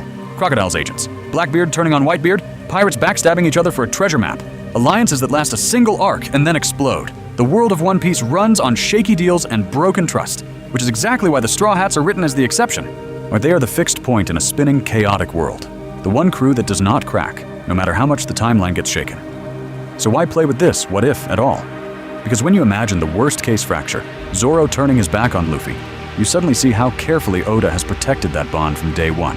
Every argument, every clash of ideals, every "are you really fit to be captain?" moment is a controlled burn, not a wildfire. And yet, ladies and gentlemen, if we treat this betrayal as real inside our alternate timeline, what happens when the unbreakable core finally shatters, and the rest of the world smells blood? Scenario Stitch 2. Rapid-fire alternate micro-timelines. So let's slam the brakes and hit you with something different. Instead of one long, tragic downfall, what if we rapid-fire through alternate Zoro betrayals? Same character, same dream. But the timing and pressure points change, and suddenly, the entire story branches like crazy. First stop, Barity. In the original timeline, Zoro watches Luffy risk his life and their ship for a random chef with a curly eyebrow and goes, "Yeah, that's my captain." But what if, in this timeline, that exact moment is where he taps out? Mihawk just humiliated him. His pride is in pieces. He looks at Luffy diving into Krieg's chaos for Sanji and thinks, "This idiot will get me killed before I ever reach Mihawk again." So when Luffy offers him a place on the crew, Zoro refuses. He walks away from the Going Merry before the Grand Line even begins. No Zoro at Arlong Park. No, nothing happened foreshadow. Instead, Luffy's early crew is Sanji, Nami, and an Usopp trying to fill a swordsman-shaped hole, and every fight feels just a little more desperate. Jump cut. Sabaody. The crew is scattered by Kuma.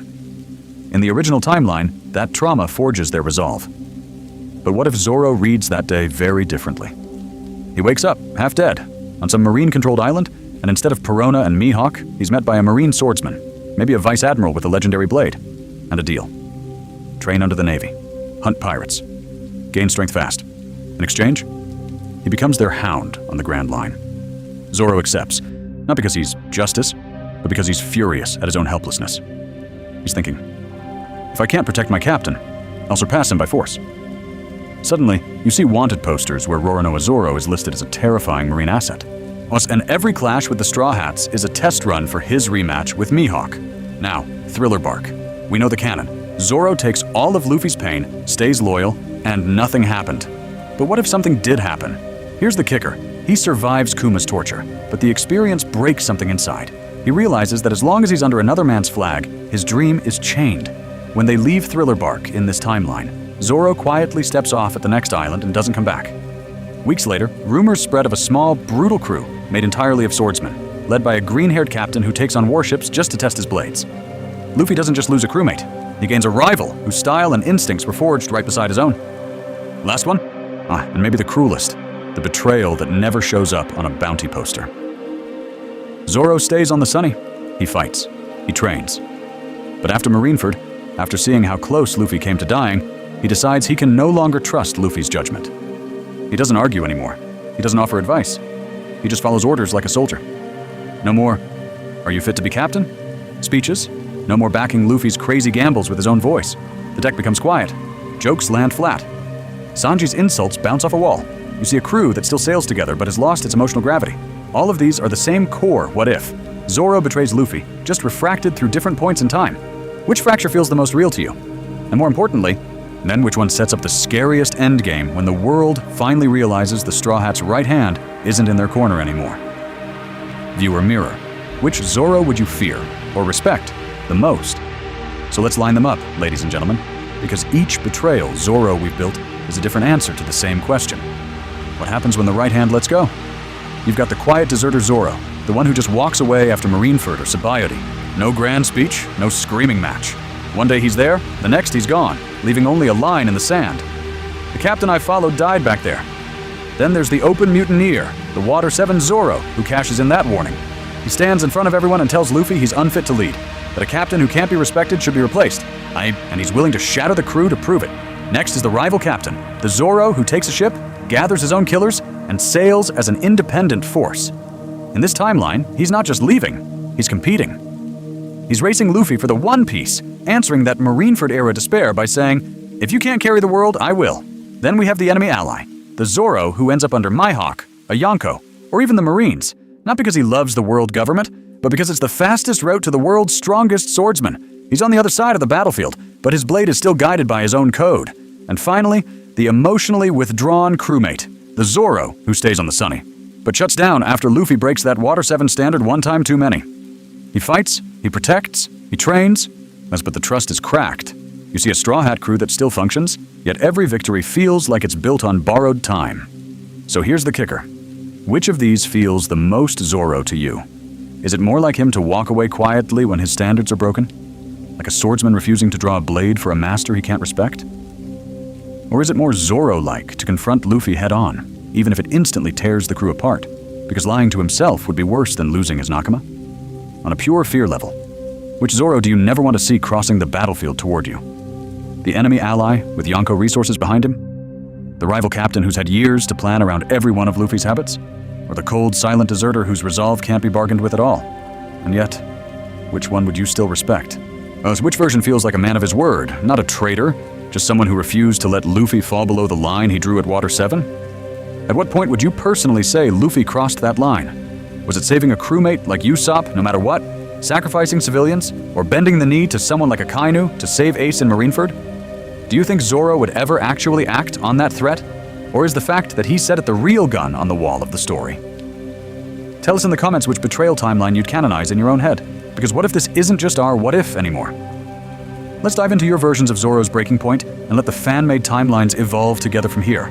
Closing Arc 1, returning to canon, why Zoro stays. But as wild as all those betrayal timelines get, we need to snap back to something important. In the original timeline, Zoro doesn't break. He bends, he bleeds, he threatens, but he never lets that sword turn on Luffy. And when you rewind the canon with fresh eyes, you see why that's actually terrifyingly solid. Let's dive into Shell's Town. Day 1, Zoro's literally crucified, starving, with a death sentence hanging over his head. Luffy walks in, smashes Helmeppo's deal, and says, "Be my crew." That's not just a rescue, that's a contract. Zoro stakes his dream on this idiot in a straw hat. And from that moment, every test of loyalty is also a test of Luffy's worthiness as captain. Fast forward to Whiskey Peak. Everyone's drunk, everyone's friendly, and Zoro alone smells the trap. When Luffy wakes up and thinks Zoro attacked innocent people, they throw hands instantly. But what if that fight isn't just comedy? That's Zoro saying, "If you misjudge me, I'll still stand my ground." And Luffy proving he can recognize when he's wrong and trust Zoro's instincts. Trust tested, trust reinforced. Water 7 is the real contract in blood. Zoro tells Luffy straight, if a captain can't be respected, he should be replaced. No sugarcoating, no blind devotion. You see, that line is the condition baked into his loyalty. If Luffy ever became the kind of man who betrayed his crew's pride, Zoro wouldn't follow him. That's exactly why, when Luffy forgives Usopp but insists he apologize properly, Zoro doubles down. Luffy passes Zoro's standard, so Zoro doubles his faith. Then Thriller Bark. Here's the kicker. This is the moment every betrayal timeline has to fight against. Zoro is willing to give up his life and his dream for Luffy's. Nothing happened isn't just a flex. It's Zoro saying, "Your dream comes before mine," and Kuma recognizing it. How do you twist a man who's already died for his captain into a traitor without the story breaking around him? Sabaody and the Time Skip reunion just slam that home. At Sabaody, Zoro is ready to kill a celestial dragon if Luffy gives the word, then he gets erased in an instant by Kuma for that same captain. 2 years later, in Sabaody 2.0, he doesn't question Luffy's orders, he enforces them. He cuts down the fake straw hats, guards the real crew, and moves like someone who decided long ago that this is his ship until the end. So Zoro isn't Luffy's attack dog. He's the anchor. He calls Luffy out, drags him back to reality. But once Luffy chooses a path, Zoro is the first one walking into hell beside him. That's not blind faith, that's earned faith. It's been tested, threatened, and hammered into something unbreakable. And that loops back to One Piece's core message. This story is about chosen family. About bonds you build, not bonds you're born with. Zoro chooses Luffy again and again, across every island, every failure, every near death. That's why a betrayal hits so hard as a thought experiment. Because in this timeline, in the story Oda is actually telling, that sword will always be pointed at Luffy's enemies, never at Luffy himself. So if Zoro won't betray Luffy in canon, where does all that tension go next? What happens when the world itself tries to force that bond to break? Closing Arc 2, final reflection and call to adventure. That's the scary part, right? When you push on that bond, you bend it, you throw Marineford-level trauma at it, and you start to wonder, is there any timeline where it actually snaps? Over this whole what if, we walked through the worst answers to that question. We watched Zoro walk away in quiet disgust after Marineford, deciding Luffy was no longer fit to be captain. We saw open mutiny, where that Water 7 warning about a captain who can't be respected should be replaced stopped being theory and became a drawn blade. We dove into enemy alliances, where the guy who once took on all of Luffy's pain at Thriller Bark now stood beside the people hunting him. And we ended on those final war showdowns, where the strongest shield Luffy ever had suddenly knew every single one of his weaknesses. Emotionally, that's a roller coaster. At first, it's pure shock. Zoro's swords pointed at Luffy. Then it becomes dread as the crew fractures, as Sanji and Jinbei and the others are forced to choose. Then it turns into this tragic, almost Marineford-type sadness, where you realize that in this timeline, the Straw Hat flag doesn't survive intact. But the wild thing is that by the time you circle back to canon, you appreciate their real bond way more than when you started. Because here's the kicker. By pushing betrayal to its absolute limit, you see what Oda actually built between these two. In the original timeline, Zoro is the guy who will trade his dream and his life just to keep Luffy standing. Luffy is the captain who trusts Zoro to cut him down before he ever becomes someone unworthy of that respect. It's mutual respect. It's hard-earned trust. It's both of them being willing to die for the other without hesitation. You see how unshakable that is only when you imagine every way it could have broken. And now that we've torn this partnership apart and stitched it back together, you see where this series of what-ifs can go next. What if it wasn't Zoro? What if Sanji betrayed Luffy instead, forced to choose Zeph or the crew? What if Usopp never came back after Water 7, and that scar in the crew never healed? What if Luffy himself stepped down as captain after Marineford, crushed under Ace's death, and convinced someone else should lead? Let's dive into that in the comments. Which branch of the Zoro betrayal hit you the hardest? The quiet exit? The enemy alliance? The final war duel? Tell us which timeline felt the most real to you, and how it changed the way you see Zoro and Luffy's relationship. And what if you want to see next? Because as long as One Piece keeps sailing, ladies and gentlemen, there are infinite what-if seas to explore. But in this timeline, in the story we're actually living with every new chapter, Zoro is still right there at Luffy's side, swords drawn, ready for whatever comes next. Bonus, Segment 1, visual and musical storytelling for maximum impact. And that's exactly where your visuals and music have to do half the storytelling for you. If we're asking, what if the most loyal Straw Hat became the first traitor? The screen needs to scream that contrast instantly. Open with bright, saturated clips of the early days. Luffy freeing Zoro from that marine post, the Barity brawls, the crew laughing on the Merry. Let the colors be warm. Nice nostalgic, almost cozy. Then, as soon as we hit the Marineford-era divergence, hard cut into darker, desaturated edits. Same characters, same faces, but the light is gone. You see that tonal shift before we even say a word. In the original timeline, Zoro standing behind Luffy means safety. But in this timeline, every time he's on screen during the betrayal routes, push those shadows. Add heavy vignettes, cooler blues and sickly greens when he questions Luffy after Marineford, then near monochrome when he turns his back on the Sunny. When we revisit Thriller Bark or Water 7 as flashbacks, snap back to that bright, almost anime opening color palette so the audience feels what was lost. Now, music. This story lives or dies on the soundtrack. For Zoro's internal conflict, go with somber piano, distant reverb, or a single violin line that feels like it's barely holding together. When we quote his Water 7 warning, a captain who can't be respected should be replaced. Drop almost everything. 2 seconds of near silence. Let the room breathe. Then bring the piano back in. Softer, like regret. When the confrontation hits, Zoro versus Luffy on a stormy deck, or Zoro walking through the crew to leave, swap to rising percussion. Toms, low drums, a heartbeat rhythm that climbs with the narration. As the battle re-simulations kick in, match the fast, forward-driving voiceover with rapid-fire cuts, blade clashes, hockey sparks, Luffy's shocked expression, Sanji stepping in, 3 frames here, 5 frames there, like the chaos of Marineford condensed into seconds. Then pattern interrupt, freeze frame on Zoro's back as he walks away from the Sunny. Or just drop the music, maybe even mute the ocean for a beat. Hold that still image while we ask, what if this was the moment the Straw Hats truly died? That pause will hit harder than any soundtrack. Use on-screen text like spice, not sauce. Highlight canon quotes in bold, clean fonts. Zoro's Water 7 line, Mihawk's Marineford observation about Luffy's power to gain allies. When we jump timelines, Branch 2, the open mutiny. Branch 4, Ronin of the New World, flash those labels center screen with a quick whoosh, then get out of the way. Because here's the kicker.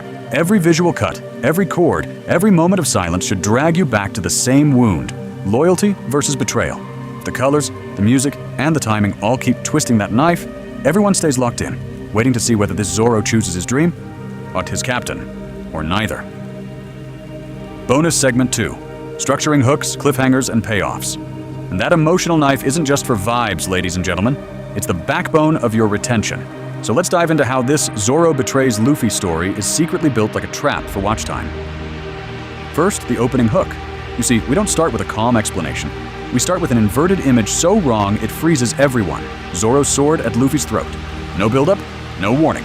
Just betrayal, instantly. Then, before the shock can even settle, we slam the stakes on the table. If this bond breaks, the Straw Hats, the New World, and the final war against the world government all get rewritten. After that, we rapid-fire the scenario teases. What if Zoro walks away at Marineford? What if Mihawk recruits him? What if... In this timeline, the final clash isn't Luffy versus Akainu, but Luffy versus Zoro on the eve of the last war? That barrage promises a huge exploration, so viewers lock in, waiting to see each path. From there, the script lives on cliffhangers. Every major chunk ends right before resolution. Zoro stepping off the Sunny after Marineford, but we cut before we hear his full speech.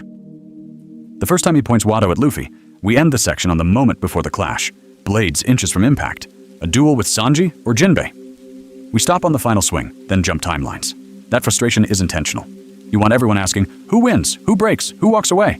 So they're dragged into the next chapter to get the answer. But what if you just chained fight after fight? Attention dies. That's where pattern interrupts come in.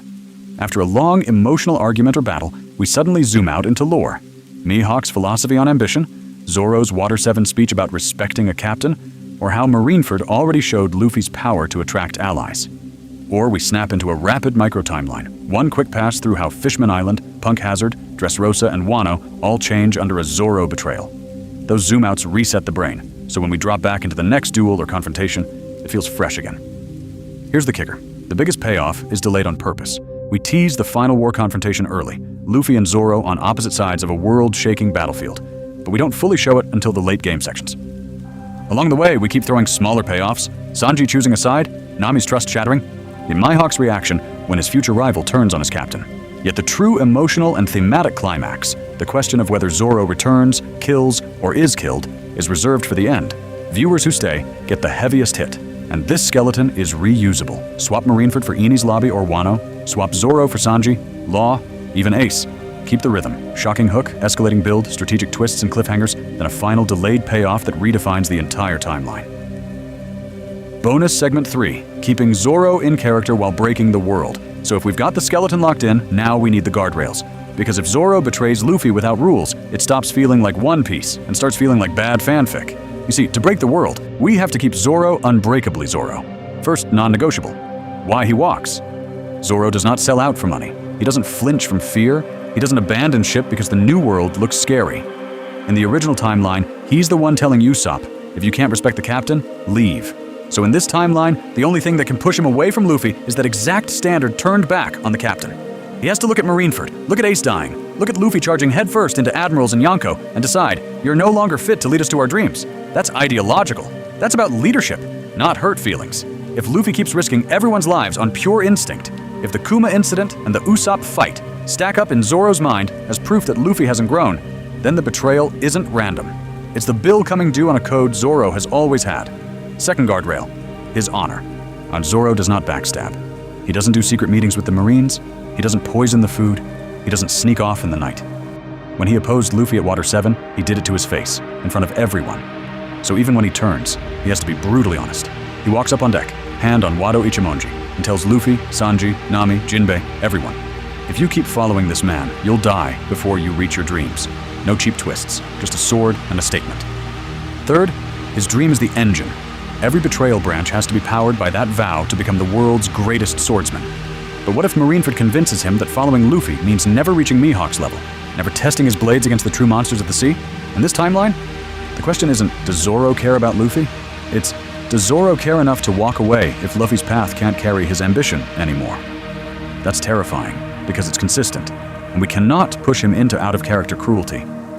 Zoro can fight Luffy, He can cut him. He can knock him unconscious on a burning battlefield. But he doesn't mock Ace's death. He doesn't laugh at Luffy's trauma. He doesn't spit on the Straw Hat's bond. His criticism has to be harsh, but rooted in survival. If you keep chasing death, you're dragging us with you. That line hits harder than any edgy insult ever could. Here's the kicker. The more we honor Zoro's canon traits, his honesty, his ambition, his respect for captains, the more unsettling the betrayal becomes. It stops feeling like a heel turn and starts feeling like the logical conclusion of his code. And if that code leads him into the arms of Mihawk, or directly across from Luffy's fist in the final war, what happens to the entire timeline then? Bonus Segment 4. Parallel What-Ifs. Usopp, Sanji, and Robin betrayals. And that's where Zoro's betrayal really separates itself from any other Straw Hat scenario. Because what if we ran this same experiment on Usopp, Sanji, or Robin? You suddenly see just how uniquely explosive Zoro's lane is. Let's start with Usopp. In the original timeline, we already saw the soft version of his betrayal at Water 7. He walks away. He duels Luffy for the going merry.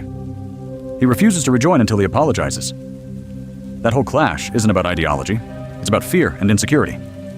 Usopp can't keep up, but he's terrified of being left behind, and he projects that onto the ship. But what if that never gets resolved? In this timeline, a full Usopp betrayal is less, I reject your dream, and more, I failed to grow with you. It hurts, but it doesn't rewrite what Luffy stands for. It just exposes how cruel the sea is to the weak. Sanji's version hits different again. Whole Cake Island already gave us the blueprint. Forced separation, fake insults, that heartbreaking scene where he kicks Luffy and Luffy refuses to fight back. But you see, that's all under duress. A true Sanji betrayal would need his family trauma and his chivalry twisted against Luffy. Maybe Zeph is threatened. Maybe a woman Sanji wants to protect stands on the opposite side. In the original timeline, Sanji and Luffy's dynamic is wild, loud, and comedic. They butt heads. But the captain first made Axis? That's Zoro's job. So if Sanji really turned, it would feel like a tragic romance with the crew, not the collapse of their foundation. Robin is closer to that foundation, but even she plays a different role. Eni's lobby looked like betrayal on the surface, yet it was the opposite. She leaves to die so the crew can live. For Robin to truly betray Luffy, she'd need to decide that the Void Century, the Poneglyphs, and the truth of the world matter more than the Straw Hat's freedom. That would cut deep. She's the quiet, observant scholar, the one who sees the big picture. But even then, she's not the symbolic standard. She's the archivist of the dream, not the flag itself. Here's the kicker. Zoro is the flag. He's the one who tells Luffy at Water 7, Nanai, a captain who can't be respected, should be replaced. He's the guy who takes on all of Luffy's pain at Thriller Bark without saying a word. So when he breaks, it doesn't read as one crewmate's trauma or fear. It reads as the crew's living embodiment of loyalty and strength, declaring that Luffy's path is wrong. That shakes the entire timeline. And if you want to see how wild that same structural toolkit gets when we center Usopp, Sanji, or Robin as the betrayer instead. Let's dive into full alternate videos where we build those timelines from the ground up, just like we did with Zoro. Q&A style segment, addressing common fan objections. And that's where a lot of you are already typing. Yeah, cool structure, but Zoro would never. And you're right, in the original timeline, he doesn't. His whole character is built on dying on his feet before bending his loyalty. But what if the point here isn't to rewrite his core, but to stress test it? To see what exact pressure, what exact sequence of Marineford-level disasters could bend even Zoro without breaking him into an out-of-character mess? You see, we're not saying Zoro just wakes up one day and flips sides because it's edgy. We're asking, if Luffy repeatedly fails in ways he never does in canon, if Ace dies, if Sabaody-style helplessness keeps happening, if Kuma-level trauma becomes the norm, when does Zoro's own rule at Water 7 kick in? The rule where he tells Luffy, to his face, that a captain who can't be respected should be replaced. In this timeline, we push that line to its absolute limit. Next objection we know is coming. Power scaling is cooked. Zoro can't just stomp Luffy, or the reverse. Luffy gear diffs him instantly. So let's dive into how we keep this grounded. We lock their clashes to specific eras. Pre-time skip, Luffy's chaotic toolkit versus Zoro's precision. Post-time skip Fishman Island or Punk Hazard, Luffy has Gear 2 and 3 mastery. Zoro has monstrous armament, and Shishi Sansen that cut Pika like butter. We don't give Zoro random Wano feats in a Sabaody-era duel, and we don't hand Luffy Gear 5 unless the branch has already earned it through earlier Marineford changes. Then there's the hardcore loyalty take. Zoro would just die before betraying. That's actually baked into the story. Thriller Bark proves he'll give up his life and dream for Luffy. So in this timeline, betrayal isn't him choosing himself over Luffy. And here's the kicker. It's him choosing what he thinks is the crew over Luffy. Imagine a branch where Luffy's recklessness gets Ace killed, nearly kills Jinbei, shatters Nami and Usopp, and looks like it's heading toward everyone dying in the final war. Zoro walking away, or even drawing his swords on Luffy, becomes a twisted act of protection. If I don't stop you, you'll drag them all to their deaths. Another objection is, Zoro would just fix Luffy without leaving. That's literally his role. And in the original timeline, that's exactly what happens. Water 7, post-Usopp fight, Zoro checks Luffy hard and the crew gets stronger. But what if that speech fails? What if we run Marineford tier catastrophes on loop? Ace dies, Sabo is captured, a Fishman Island-level disaster hits, Dressrosa collapses into another Marineford, and Luffy keeps doubling down on self-destruction? At some point, even Zoro's words stop working. At some point, he has to change tactics. So now we throw it back to you, ladies and gentlemen. What's your breaking point for Zoro? Which branch felt believable, and which one went too far? Drop your own objections. Your own no. Zoro would do this instead timelines in the comments? Because those are the seeds for future episodes, where we refine, rebuild, and push this betrayal saga even deeper. Soft landing. Reaffirming the Straw Hat Bond. One last time.